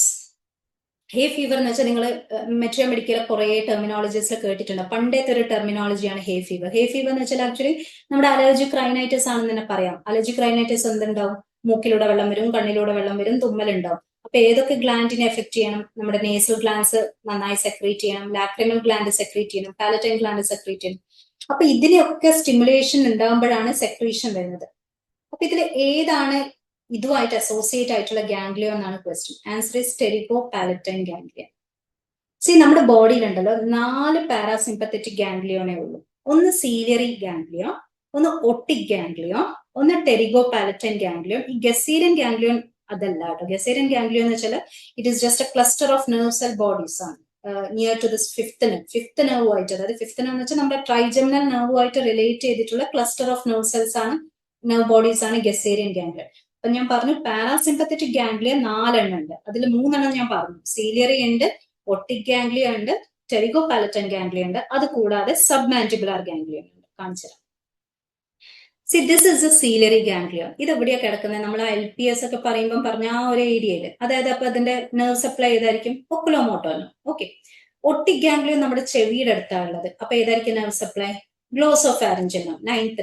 ഇത് 2 ഫേസിലാണ് കിടക്കുന്നത്. ടെറിഗോ പാലറ്റൈനും സബ് മാൻഡിബുലാർ ഗാംഗ്ലിയോൺ. അതിന് ഇതിനെ സപ്ലൈ ചെയ്യുന്ന ഫേഷ്യൽ നെർവ്. ഇതൊന്ന് പഠിച്ചിരിക്കുക കേട്ടോ. അപ്പൊ 4 പാരാസിമ്പത്തറ്റിക് ഗാംഗ്ലിയൻ ഉണ്ട്. Ciliary ganglion supplied by oculomotor, otic ganglion supplied by glossopharyngeal nerve, pterygopalatine ganglion and submandibular ganglion which is supplied by the facial nerve. ഇതിൽ ഒരൊറ്റ question കൂടി ഓർത്തിരിക്കുക. Which one is the largest parasympathetic ganglion? ഏറ്റവും വലിയ പേര് ഇതിനുള്ളത് pterygopalatine. So pterygopalatine ganglion is the largest parasympathetic ganglion. ഇത് ഞാൻ ജസ്റ്റ് ഒരു നമ്മുടെ സ്കള്ളിന്റെ ഒരു കട്ട് സെക്ഷൻ. ഇത് ആന്റീരിയർ ക്രേനിയൽ ഫോസ, ഇത് മിഡിൽ ക്രേനിയൽ ഫോസ, ഇത് പോസ്റ്റീരിയർ ക്രേനിയൽ ഫോസ. ഈ മിഡിലും പോസ്റ്റീരിയറിനും ജസ്റ്റ് നടക്കൊരു മെക്കൽസ് കേവ് ഉണ്ട്. മെക്കൽസ് കേവ് എന്ന് വെച്ചാൽ ട്രൈജമിനൽ നെർവിനെ അക്കോമഡേറ്റ് ചെയ്യുന്ന ഒരു കേവ് ആണ്. ഇവിടെയാണ് നമ്മുടെ ഗസേരിയൻ ഗാംഗ്ലിയോൺ ഉണ്ട്. ജസ്റ്റ് ലൊക്കേഷൻ കാണിക്കാൻ എടുത്തതാ കേട്ടോ. Meckel's cave is related to trigeminal ganglion എന്ന് ആലോചിച്ചാൽ മതി. അതിന്റെ ഒരു പ്ലേസ് ആണ് ഈ Meckel's cave, related to trigeminal ganglion എന്ന് ആലോചിച്ചാൽ മതി. And the last question in this exam is connective tissue in the body develops from embryonic layer. ഇതൊക്കെ സിമ്പിൾ ക്വസ്റ്റ്യൻ ആയിരുന്നു, പക്ഷേ എക്സാമിൽ ഇരിക്കുന്ന സമയത്ത് ഇതൊക്കെ ഭയങ്കര ബുദ്ധിമുട്ടായിരുന്നു ഓർത്തെടുക്കാൻ വേണ്ടിയിട്ട്. എത്ര സിമ്പിൾ ആണെങ്കിലും എക്സാമിൽ ഇരിക്കുമ്പോൾ എവറിത്തിങ് ഈസ് ടഫ്. അപ്പൊ ഇതിൽ നമുക്കറിയാം 3 ജെർമിനൽ ലേയേഴ്സ് ആണ് നമുക്കുള്ളത്. ഗ്യാസ്ട്രുലേഷന്റെ സമയത്ത് നമുക്ക് 3 ലേയേഴ്സ് ഉണ്ടാവും. ഏതൊക്കെയാണ്? എക്ടോഡം ഉണ്ടാവും, മീസോഡം ഉണ്ടാവും, എൻഡോഡം ഉണ്ടാവും. കണക്റ്റീവ് ടിഷ്യൂ എന്ന് പറയുമ്പോൾ എന്തൊക്കെയായിരിക്കും? നമ്മുടെ ബോണ്, കാർട്ടിലേജ്, ടെൻഡന്, ലിഗമെന്റ്സ്. ഇതൊക്കെ ഏത് ലെയറിനാണ് വരുന്നതാണ് ക്വസ്റ്റ്യൻ ചോദിച്ചിരിക്കുന്നത്. എക്ടോഡം എന്നാണോ, എൻഡോഡം എന്നാണോ, മീസോഡം എന്നാണോ? നമുക്ക് ബേസിക് ആയിട്ട് അറിയുന്ന കാര്യം എന്താ? എക്ടോഡം എന്തൊക്കെ വരും? സ്കിന്നും നെർവസ് സിസ്റ്റം. എൻഡോഡം എന്തൊക്കെ വരും? നമ്മുടെ tubal line, respiratory, urinary bladder, glands, pancreas, parathyroid, അങ്ങനത്തെ സാധനങ്ങൾ. മീസോഡേം എന്നാണ് നമ്മുടെ എന്ത് വരുന്നത്? മസിൽസ്, ബോൺസ്, ബ്ലഡ്, അതായത് കണക്റ്റീവ് ടിഷ്യൂസ് ഒക്കെ വരുന്നത് മിക്കവാറും മീസോഡേം എന്നാണ്. അപ്പോൾ the connective tissue in the body is developed from which embryonic layer എന്ന് ചോദിച്ചാൽ the answer is mesoderm. Simple question ആണ്. ഓക്കെ, നമുക്ക് ജേം ലേയേഴ്സ് 3 എണ്ണം ഉണ്ട്. എക്ടോഡേം ഉണ്ട്, മീസോഡേം ഉണ്ട്, എൻഡോഡേം ഉണ്ട്. എക്ടോഡേം എന്നാണ് സ്കിൻ ഓഫ് ദ എപ്പിഡെമിസ് വരുന്നത്, സ്കിൻ സെൽസ് വരുന്നത്, ന്യൂറോൺസ്, പിഗ്മെന്റ് സെൽസ്. ഇത് ഞാൻ പിന്നെ പറഞ്ഞുതരാം കേട്ടോ. പിഗ്മെന്റ് സെൽസ് ആക്ച്വലി വേറെ സെൽസ് ഒന്നും കൂടിയുണ്ട്, ഞാൻ പിന്നെ പറഞ്ഞുതരാം. മീസോഡേം എന്ന് വരുന്നത് മസിൽസ് ഉണ്ട്, RBCs ഉണ്ട്, അതായത് കണക്റ്റീവ് ടിഷ്യൂസ് ആസ് സച്ച് വരുന്നത് മീസോഡേം എന്നാണ്. എൻഡോഡെർമ നമ്മുടെ ഇന്ന ബോഡി, അതായത് GIT, urinary bladder, respiratory epithelium, അങ്ങനത്തെ സാധനങ്ങൾ, ഗ്ലാൻസ്, അതൊക്കെ വരുന്നത് എൻഡോഡെർമൽ ഇന്റേണൽ ലെയർ. സോ ഇത്രയും ക്വസ്റ്റ്യൻസ് ആണ് നമുക്ക് അന്ന് PSC എക്സാമിന് കിട്ടിയത്. 10 ക്വസ്റ്റ്യൻസ് വെച്ചാൽ ചില്ലറ ക്വസ്റ്റ്യൻസ് അല്ല. 10 മാർക്ക് എന്നൊക്കെ പറയുമ്പോൾ നമ്മൾ ഫസ്റ്റ് റാങ്കും ലാസ്റ്റ് റാങ്കും തമ്മിലുള്ള ഡിഫറൻസ് ആയിരിക്കും ചിലപ്പോൾ 10 മാർക്സ് എന്ന് പറയുന്നത്. ഓക്കെ, സോ അനാറ്റമി സ്കിപ്പ് ചെയ്യാന്നുള്ളത് അത്ര ഒരു നല്ല ഡിസിഷൻ അല്ല. And remember, anatomy is A long love rather than day before exam romance. Last ദിവസം, അതായത് എക്സാമിന്റെ തലേ ദിവസം പോയിട്ട് അനാറ്റമീനെ ഇംപ്രസ് ചെയ്യാൻ നോക്കിയാൽ അനാറ്റമി വോണ്ട് ബി ഇംപ്രസ്ഡ്. അതിന് ടെസ്റ്റ് യുവർ പേഷ്യൻസ് ടെസ്റ്റ് ചെയ്യും, നമ്മുടെ കമ്മിറ്റ്മെന്റ് ടെസ്റ്റ് ചെയ്യും, പിന്നെ അതിന് നമ്മുടെ റിപ്പീറ്റഡ് പ്രസൻസ് വേണം, അതായത് നമ്മുടെ റിപ്പീറ്റഡ് റിവിഷൻ വേണം. നമ്മൾ അതിനോട് 100% ലോയൽ ആണെങ്കിൽ ഈ അനാറ്റമിനോട് ഈ level definitely it is going to pay back in our exams. അത് ഷുവർ ആണ്. ബിക്കോസ് അത്രയും സിമ്പിൾ ക്വസ്റ്റ്യൻസ് ആണ് ചോദിക്കുക. അതിന് നമ്മൾ ആകെ ഒരു എഫേർട്ട് എന്ന് വെച്ചാൽ നമ്മൾ അതിനോടൊരു കമ്മിറ്റ്മെന്റ് കാണിക്കണം. അതായത് ഡെയിലി റിപ്പീറ്റഡ് ആയിട്ട് നമ്മുടെ പ്രസൻസ് അവിടെ വേണം. എന്നാൽ മാത്രമേ അനാറ്റമി ഇങ്ങോട്ടേക്ക് നമ്മളടുത്ത് ഗ്രേസ്ഫുൾ ആവുള്ളൂ. അതർവൈസ് ലാസ്റ്റ് മിനിറ്റിൽ പോയിട്ട് അനാറ്റമിനെ ഇംപ്രസ് ചെയ്യാൻ നോക്കാത്തതാണ് ബെറ്റർ. ബിക്കോസ് അത് വഴങ്ങൂല. അതുകൊണ്ട് എപ്പോഴും ആലോചിക്കുക, anatomy is A revision subject ആണ്, ലാസ്റ്റ് മിനിറ്റ് സബ്ജക്റ്റ് അല്ല അനാറ്റമി. ഓക്കെ, ഇനി ഇത് നമ്മുടെ ലാസ്റ്റ് PSC എക്സാമിന്റെ ക്വസ്റ്റ്യൻ ആണ്. ഇതിൽ നമ്മൾ ആക്ച്വലി 3 ക്വസ്റ്റ്യൻസ് അങ്ങാനെ ചോദിച്ചിട്ടുള്ളൂ. അതായത് derivative of second pharyngeal pouch. ഞാൻ പറഞ്ഞിരുന്നു നമുക്ക് ആർച്ചസ് ഉണ്ട്, ക്ലെഫ്റ്റ് ഉണ്ട്, പൗച്ച് ഉണ്ട്. ഞാൻ കാണിച്ചു. അതിന് മുന്നേ this is our pharyngeal arch. ഇതൊരു വലിയ 2 hours ലെക്ചർ ടോപ്പിക് ആണ് കേട്ടോ, ഫാരിഞ്ചൽ ആർച്ച്. അതാണ് ഞാനിപ്പോ നിങ്ങൾക്ക് 3 മിനിറ്റ് കൊണ്ട് പറഞ്ഞു തരുന്നത്. ഒന്ന് ശ്രദ്ധിച്ച് കേൾക്കുക, മനസ്സിലാക്കാൻ പറ്റുമെന്ന് ശ്രമിക്കുക. ഈ ഔട്ടർ മോസ്റ്റ് ലെയർ എന്ന് വെച്ചാൽ നമ്മുടെ എക്ടോഡേം ആണ്, ഈ ബ്ലൂ കളറിൽ കാണിച്ചിരിക്കുന്നത്. ഇത് ഫാരിഞ്ചൽ ക്ലെഫ്റ്റ് ഉണ്ടാക്കും, ഫാരിഞ്ചൽ ക്ലെഫ്റ്റ്. ഈ ഗ്രീൻ കളറിൽ കാണിച്ചിരിക്കുന്നത് എൻഡോഡേർമൽ ലെയർ ആണ്. ഇത് ഫാരിഞ്ചൽ പൗച്ച് ഉണ്ടാക്കും. ഈ ക്ലഫ്റ്റിന്റെയും പൗച്ചിന്റെയും അടക്കുള്ള ഈ സാധനം ഉണ്ടല്ലോ, ലൈറ്റ് ബ്ലൂ കളർ, അതാണ് ഫാരിഞ്ചൽ ആർച്ച്. അപ്പൊ ഈ എക്ടോഡേം ഔട്ടർ മോസ്റ്റ്, ഈ ആർച്ച് എന്നാണ് മീസോഡേം വരിക, ഈ പച്ച കളർ സാധനം എൻഡോഡേം എന്നാണ് പൗച്ച് വരിക. അപ്പൊ ഈ ക്ലഫ്റ്റിന്ന് കുറച്ച് സാധനം ഡെറിവേറ്റീവ്സ് ഉണ്ടാവും, ആർച്ചിന്ന് കുറെ ഡെറിവേറ്റീവ്സ് ഉണ്ട്, പൗച്ചിന്നും കുറച്ച് ഡെറിവേറ്റീവ്സ് ഉണ്ട്. അപ്പൊ നിങ്ങളുടെ ക്വസ്റ്റ്യനിൽ ചോദിച്ചിരിക്കുന്നത് സെക്കൻഡ് ഫാരിഞ്ചൽ പൗച്ചിന്റെ ഡെറിവേറ്റീവ്, അതായത് ഈ എൻഡോഡേം ആണല്ലോ പൗച്ച് ഫോം ചെയ്യുന്നത്. അപ്പൊ ഈ സെക്കൻഡ് പൗച്ചിന് എന്താണ് ഡെവലപ്പ് ചെയ്യുന്നത് എന്നാണ് നിങ്ങളുടെ ക്വസ്റ്റ്യൻ. ഞാനിപ്പോ നിങ്ങളോട് ടങ്ങിന്റെ ഡെവലപ്മെന്റ് പറയുന്ന സമയത്ത് ഇത് എന്തെങ്കിലും റിലേറ്റ് ചെയ്യാൻ പറ്റുന്നുണ്ടോ നിങ്ങൾക്ക്? ഞാനിപ്പോ ജസ്റ്റ് പറഞ്ഞിരുന്നു കുറച്ചു മുന്നേ, ഈ 2 സ്വെല്ലിങ്സ്, അതിന്റെ ബാക്കിൽ ഒരു സ്വെല്ലിങ്, പിന്നെ ഒരു hypobranchial eminence, 2 lingual swellings. See this is from where our tongue develops. ഞാൻ പറഞ്ഞിട്ടില്ലേ, ഫാരിഞ്ചൽ ആർച്ചസിന് നടുക്ക് ഒരു പോർഷൻ ഉണ്ടാവും, അവിടെ നിന്നാണ് എന്നിട്ട് ഈ നെർവ്സിനെ ക്യാരി ചെയ്യുന്നത്. So this is how tongue develops. Okay, അപ്പൊ നമ്മുടെ ക്വസ്റ്റ്യനിലേക്ക് വരികയാണെങ്കിൽ ഫാരിഞ്ചൽ ക്ലഫ്റ്റ് എന്ന് ആക്ച്വലി ക്വസ്റ്റ്യൻസിൽ ചോദിക്കില്ല. ബിക്കോസ് ഫാരിഞ്ചൽ ക്ലഫ്റ്റ് അല്ലെ എക്ടോഡേം കാര്യമായിട്ടൊന്നും വരുന്നില്ല. അത്രയ്ക്കും നിങ്ങൾക്ക് പഠിക്കണം എന്ന് ആഗ്രഹം ഉണ്ടെങ്കിൽ ഞാൻ ഒരു പോയിന്റ് മാത്രം പറഞ്ഞത്, ഈ ഫസ്റ്റിന്റെയും സെക്കൻഡിന്റെയും അടുത്തുനിന്ന് നമ്മുടെ എക്സ്റ്റേണൽ ഇയറിന്റെ കുറച്ച് പോർഷൻ, അതായത് സ്കിന്ന്, ആ ഒരു എക്സ്റ്റേണൽ ഇയർ പോർഷൻ മാത്രമേ ഈ ക്ലഫ്റ്റ് എന്ന് ഡെവലപ്പ് ചെയ്യുന്നുള്ളൂ. പക്ഷെങ്കിൽ ഈ എൻഡോഡേമിന് കുറച്ച് ഗ്ലാൻസ് ഡെവലപ്പ് ചെയ്യുന്നുണ്ട്, അതായത് പൗച്ചിന് കുറച്ച് ഗ്ലാൻസ് ഡെവലപ്പ് ചെയ്യുന്നുണ്ട്. അത് ഫസ്റ്റിനും സെക്കൻഡിനും ഓഡിറ്ററി ട്യൂബ്, ഫസ്റ്റിന് ഓഡിറ്ററി ട്യൂബ്, സെക്കൻഡിന് ടോൺസിൽസ്, തേർഡിന് തൈമസും ഇൻഫീരിയർ പാരാതൈറോയിഡും, ഫോർത്തിന് superior parathyroid and ultimobranchial body. ഇത് പഠിച്ചു വെക്കട്ടെ. ഇത് ഈ ആക്ച്വലി ഈ സ്ലൈഡിനേക്കാളും നല്ല സ്ലൈഡ് കിട്ടും. ഇത് ഞാൻ ജസ്റ്റ് ലാസ്റ്റ് മൊമെന്റ് എടുത്തത് കൊണ്ടാണ്. കുറച്ചും കൂടി ഡെറിവേറ്റീവ്സ് ഉള്ള സ്ലൈഡ് ഉണ്ടാവും, അത് എടുക്കുക. എനിക്ക് എംബ്രിയോളജി പഠിക്കുമ്പോൾ അത് കിട്ടും. അപ്പൊ ഫസ്റ്റ് പൗച്ചിന് ഓഡിറ്ററി ട്യൂബ്, സെക്കൻഡിന് ടോൺസിൽസ്, തേർഡിന് തൈമസ് ആൻഡ് ഇൻഫീരിയർ പാരാതൈറോയിഡ് ആണ് തേർഡിന് വരിക, ഫോർത്തിന് സുപ്പീരിയർ പാരാതൈറോയിഡ് ആണ് വരിക. അപ്പൊ നമ്മുടെ ക്വസ്റ്റ്യൻ എന്തായിരുന്നു? സെക്കൻഡ് ഫാരിഞ്ചൽ പൗച്ചിന്റെ ഡെറിവേറ്റീവ് ആണ് ചോദിച്ചിരിക്കുന്നത്. അപ്പം അതില് ഏതാണ് ആൻസർ? ടോൺസിലാണ് ആൻസർ വരുന്നത്. ഇൻഫീരിയർ പാരാതൈറോയിഡ് തേർഡിനും സുപ്പീരിയർ പാരാതൈറോയിഡ് ഫോർത്തിനുമാണ് വരിക. ഓക്കെ, ഇനി ഞാൻ പറഞ്ഞു മിഡിൽ പോർഷനിൽ ആക്ച്വലി ഒരു ആർട്ടറീസും വരും, അതിൻ്റെ അകത്തുനിന്ന് കാർട്ടിലേജസും വരും, അതിൻ്റെ അകത്തുനിന്ന് മസിൽസും വരും. അത് നിങ്ങൾ പഠിച്ചിരിക്കണം. അതാണ് ഈ ടേബിളിൽ കാണിച്ചിരിക്കുന്നത്. ഞാൻ ജസ്റ്റ് ഒന്ന് ഓടിച്ച് പറഞ്ഞുതരാം. ഫസ്റ്റ് ആർച്ച് എന്ന് വെച്ചാൽ നമ്മുടെ മുഖം, അതായത് മാൻഡിബിൾ സൈഡിലാണ് മൊത്തം വരുന്നത്. അതുകൊണ്ട് തന്നെ അവിടുത്തെ ആർട്ടറി ഏതാന്ന് ചോദിച്ചാൽ ഇറ്റ്സ് മാക്സിലറി ആർട്ടറി. അവിടുത്തെ നെർവ് ഏതാ ചോദിച്ചാൽ ട്രൈജമിനൽ നെർവ്. അപ്പൊ അത് ഏതൊക്കെ മസിൽസിനെ സപ്ലൈ ചെയ്യാൻ ചോദിച്ചാൽ ആ മുഖത്തുള്ള മാസ്റ്റിക്കേഷൻ മസിൽസിനൊക്കെ സപ്ലൈ ചെയ്യും. സ്കെലറ്റൽ ഡെറിവേറ്റീവ്സും മാലിയസും ഇൻകസും, പിന്നെ ഞാൻ പറഞ്ഞ മാൻഡിബിളുമായിട്ട് റിലേറ്റഡ് ആണല്ലോ, അതുകൊണ്ട് സ്പീനോ മാൻഡിബുലർ ലിഗമെന്റ്. അവിടുത്തെ കാർട്ടിലേജിന് ഞാൻ പറഞ്ഞു trigeminal nerve is related to Meckel's cartilage. അപ്പൊ മെക്കൽ കാർട്ടിലേജ് സി ഇതൊക്കെ റിലേറ്റഡ് ആണ്. നമുക്കിതൊക്കെ ഒരുവിധം ഇതിന്റെ ഐഡിയ ഉണ്ടെങ്കിൽ നമുക്ക് ഇതൊക്കെ ഗസ് ചെയ്യാം. മെക്കൽസ് കാർട്ടിലേജ് ഫസ്റ്റ് എന്നാണ് വരേണ്ടത് because it's related to trigeminal nerve. Understood? അതുകൊണ്ടാണ് മെക്കൽസ് കേവ് ഒക്കെ ട്രൈജമിനലുമായിട്ട് റിലേറ്റ് ചെയ്തിട്ട് നമ്മൾ പറയുന്നത്. അപ്പൊ ഫസ്റ്റ് ആർച്ചിനെ പറ്റിയിട്ട് നിങ്ങൾ ഒന്നും പഠിച്ചിട്ടില്ലെങ്കിലും എന്തെങ്കിലും റിലേറ്റഡ് ടു മാക്സിലറി അല്ലെ മാൻഡിബുലർ കണ്ടാൽ നിങ്ങൾ ഗസ് ചെയ്യുകയാണെങ്കിൽ ഗസ് ദാറ്റ്. അതായത് മാക്സിലറി, മാൻഡിബുലർ അങ്ങനത്തെ സാധനങ്ങളൊക്കെയാണ് ഫസ്റ്റ് ആർച്ചിന് വരുന്നത്. സെക്കൻഡ് എപ്പോഴും ഫേസ് റിലേറ്റഡ് ആണ്, ഫേഷ്യൽ നെർവ് ആണ്. അപ്പം ഹയോയിഡ് ആർച്ച് എന്നും ഇതിന് പറയും. സ്റ്റെപ്പീഡിയൽ ആർട്ടറി ആണ് ഇതിനെ സപ്ലൈ ചെയ്യുന്നത്. ആക്ച്വലി ഈ സ്റ്റെപ്പീഡിയൽ ആർട്ടറി എന്ന് പറയുന്ന സാധനം ഒന്നും ഇല്ല കേട്ടോ, അതൊരു 10% പോപ്പുലേഷനിലേ ഉണ്ടാവുള്ളൂ. ഫേഷ്യൽ ആർട്ടറിയുടെ ബ്രാഞ്ച് ആണ്. ഫേഷ്യൽ ആർട്ടറി എന്ന് ആലോചിച്ചാലും മതി. നെർവ് ഫേഷ്യൽ നെർവ് തന്നെയായിരിക്കും. അപ്പൊ ഏതിനെ സപ്ലൈ ചെയ്യാം? ഫേഷ്യൽ ആയതുകൊണ്ട് ഫേഷ്യൽ മസിൽസിനെ സപ്ലൈ ചെയ്യും.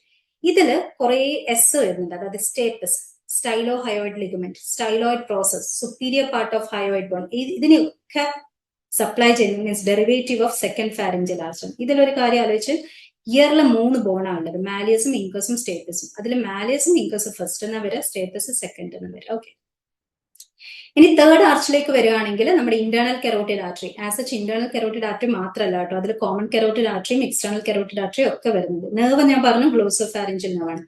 ഒരൊറ്റ മസിൽ അതിൻ്റെ അകത്ത് നിന്ന് വരുന്നുള്ളൂ, അത് സ്റ്റൈലായിട്ടാണ് വരിക. അതുകൊണ്ട് സ്റ്റൈലോ ഫാരിഞ്ചസ് മസിൽ ഒറ്റയ്ക്ക് വരുന്ന മസിൽ. അപ്പൊ ഒരൊറ്റ ഡെറിവേറ്റീവേ നിങ്ങൾക്ക് ഫാരിഞ്ചൽ ആർച്ചിന് തേർഡിന് പഠിക്കാനുള്ളൂ, എന്താ സ്റ്റൈലോ ഫാരിഞ്ചസ്. പിന്നെ ഫോർത്ത് എന്ന് വെച്ചാൽ അല്ലെ സിക്സ്ത് എന്ന് വെച്ചാൽ വാഗസ് നെർവ് ആണ്. Everything related to pharynx and larynx comes under fourth and six. ഫോർത്തും സിക്സും ഒരുമിച്ചാണ് ഇത് ബിക്കോസ് രണ്ടെണ്ണത്തിന് സപ്ലൈ ചെയ്യുന്നത് വാഗസ് ആയതുകൊണ്ട്. ഇതിൽ കുറച്ച് മസിൽസ് ഒക്കെ ഇമ്പോർട്ടന്റ് ഉണ്ട് കേട്ടോ. ലൈക്ക് ഫസ്റ്റ് വണ്ണില് ടെൻസർ വില്ലൈ പാലറ്റിനി എന്ന് പറഞ്ഞ മസിൽ ഉണ്ട്, ടെൻസർ ടിംപാനി ഉണ്ട്. അത് കുറച്ചും കൂടി നല്ല ഒരു ടേബിൾ നിങ്ങൾക്ക് കിട്ടും, അപ്പം അത് പഠിച്ചാൽ മതി. ഞാൻ ജസ്റ്റ് ഒരു ഓറിയന്റേഷന് വേണ്ടി പറഞ്ഞേ ഉള്ളൂ. സോ ഫസ്റ്റ് വണ്ണിൽ വരുന്ന മെക്കൽസ് കാർട്ടിലേജ് ആണ്. സെക്കൻഡ് വണ്ണിൽ ഒരു കാർട്ടിലേജ് ഉണ്ട്, അതിന്റെ പേര് റീച്ചേർഡ്സ് കാർട്ടിലേജ് ആണ് കേട്ടോ. റീച്ചേർഡ്സ് കാർട്ടിലേജ് ഓർത്തിരിക്കാം, മെക്കൽസ് ആൻഡ് റീച്ചേർഡ്സ് കാർട്ടിലേജ്. ഇതിൽ 3 ക്വസ്റ്റ്യൻസേ ചോദിച്ചിട്ടുള്ളൂ കേട്ടോ last 2023. Which dermatome overlies the umbilicus? എന്താണ് ഈ ഡെർമറ്റോം? ഡെർമറ്റോം എന്ന് വെച്ചാൽ ഒരു സ്കിന്നിന്റെ area which is supplied by sensory fibres of a single spinal nerve root. അതായത് ഒരു single spinal nerve root supply ചെയ്യുന്ന ഏരിയ. അപ്പൊ അംബിലിക്കസ് ഒക്കെ നമുക്ക് ഓർമ്മയുണ്ടാവും എപ്പോഴും. T10 നമ്മൾ ഈ ക്ലിനിക്കൽ പോർഷൻ, അതായത് PM ലൊക്കെ എപ്പോഴും നമ്മൾ ഓർത്തിരിക്കുന്ന സാധനല്ലേ, എക്സാമിനേഷൻ സമയത്തൊക്കെ അംബിലിക്കസ് T10 ലെവലിലാണ് ഉണ്ടാവുന്നത്.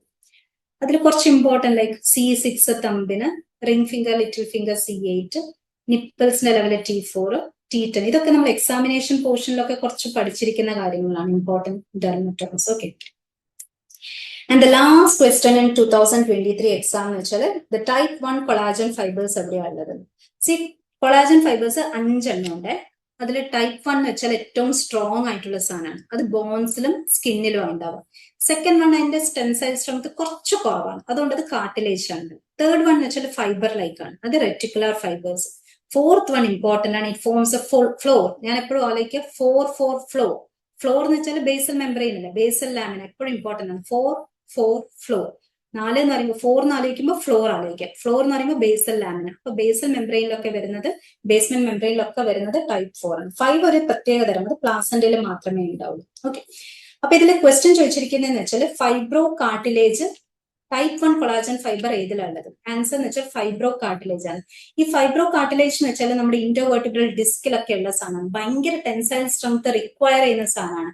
അതുകൊണ്ട് തന്നെ അത് കുറച്ച് സ്ട്രോങ് ആയിരിക്കണം. അത് ടൈപ്പ് 1 ടൈപ്പ് 1 കൊളാജൻ എന്നാണ് വരിക. കാർട്ടിലേജസ് ഒക്കെ വരുന്നത് ടൈപ്പ് 2 എന്നാണ്. ഓക്കെ, സോ ഫൈബ്രോ കാർട്ടിലേജ് ദോ അത് കാർട്ടിലേജ് ആണെങ്കിൽ കൂടി അത് ടൈപ്പ് 1 കൊളാജൻ ആണ്. അതുകൊണ്ടാണ് അത് ഇമ്പോർട്ടന്റ് ആവുന്നത്, ബിക്കോസ് അത് കാർട്ടിലേജ് ആണ്. അപ്പൊ നമ്മൾ വിചാരിക്കും സെക്കൻഡ് കൊളാജൻ ടൈപ്പ് ആയിരിക്കും, പക്ഷെ അത് ടൈപ്പ് 1 കൊളാജൻ ആണ്. Because it is present in intervertebral disc, pubic symphysis അങ്ങനത്തെ സ്ഥലത്തൊക്കെയാണുള്ളത്, സ്ട്രോങ് ആയിട്ടുള്ള articular areas. Okay, so these are the areas of hyaline cartilage. ഇത് ഫൈബ്രോ കാർട്ടിലേജ്. ഞാൻ പറഞ്ഞില്ലേ ഇന്റർവെർട്ടിബ്രൽ ഡിസ്ക് ഒക്കെ വരുന്നത്. ഇത് ഇലാസ്റ്റിക് കാർട്ടിലേജ്. അത് നമ്മൾ ഓഡിറ്ററി ട്യൂബിന്റെ അടുത്തൊക്കെയാണ് ഇലാസ്റ്റിക് കാർട്ടിലേജ് ആയിട്ട് കാണുന്നത്.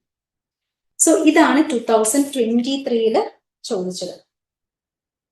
ഞാനുണ്ടല്ലോ ജസ്റ്റ് ലാസ്റ്റ് ഇയറിലെ PSC ലിസ്റ്റ് ഒന്ന് നോക്കി. അപ്പൊ അതില് 124 പേര്, 124 ആൾക്കാരുടെ ലിസ്റ്റാണ് തോന്നുന്നു അതിൽ ഇട്ടിരിക്കുന്നത്.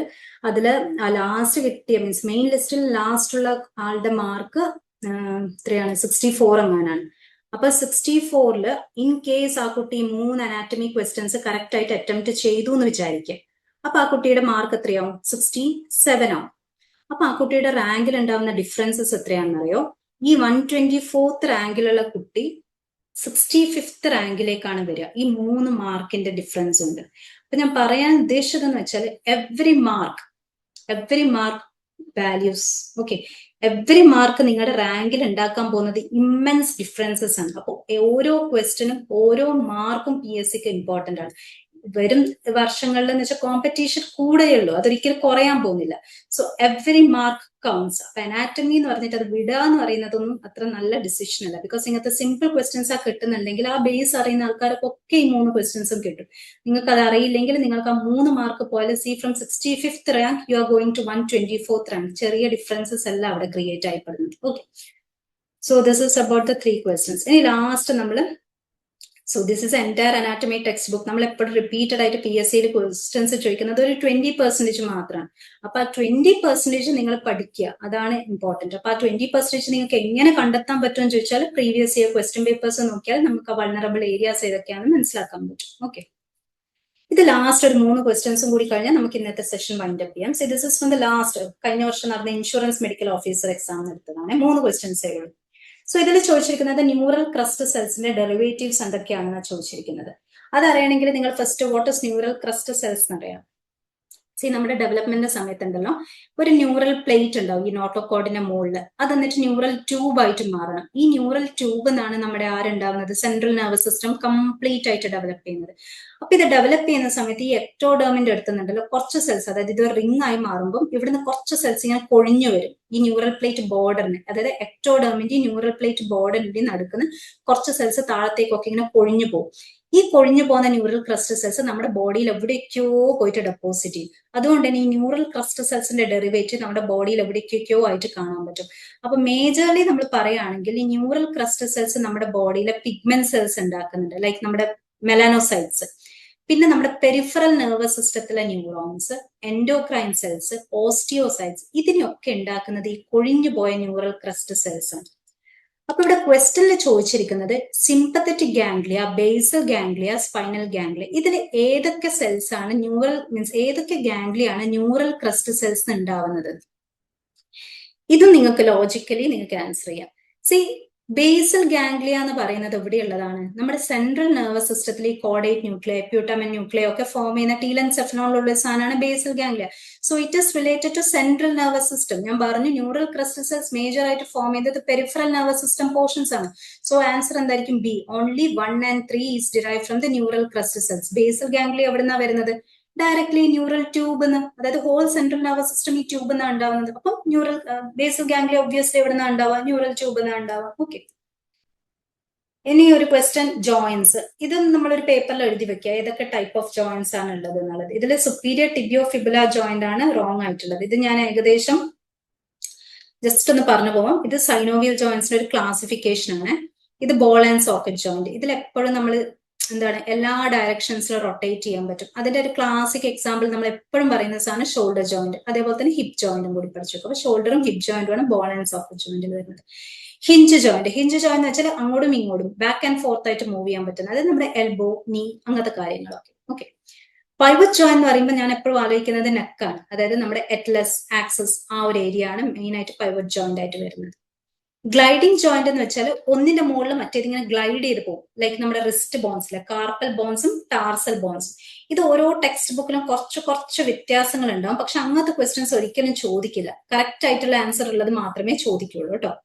പിന്നെ സാഡിൽ ജോയിന്റിന്റെ ഒരു ക്ലാസിക് എക്സാമ്പിൾ നമ്മുടെ തമ്പിന്റെ ബേസ് ആണ് കേട്ടോ, സാഡിൽ ജോയിന്റ്.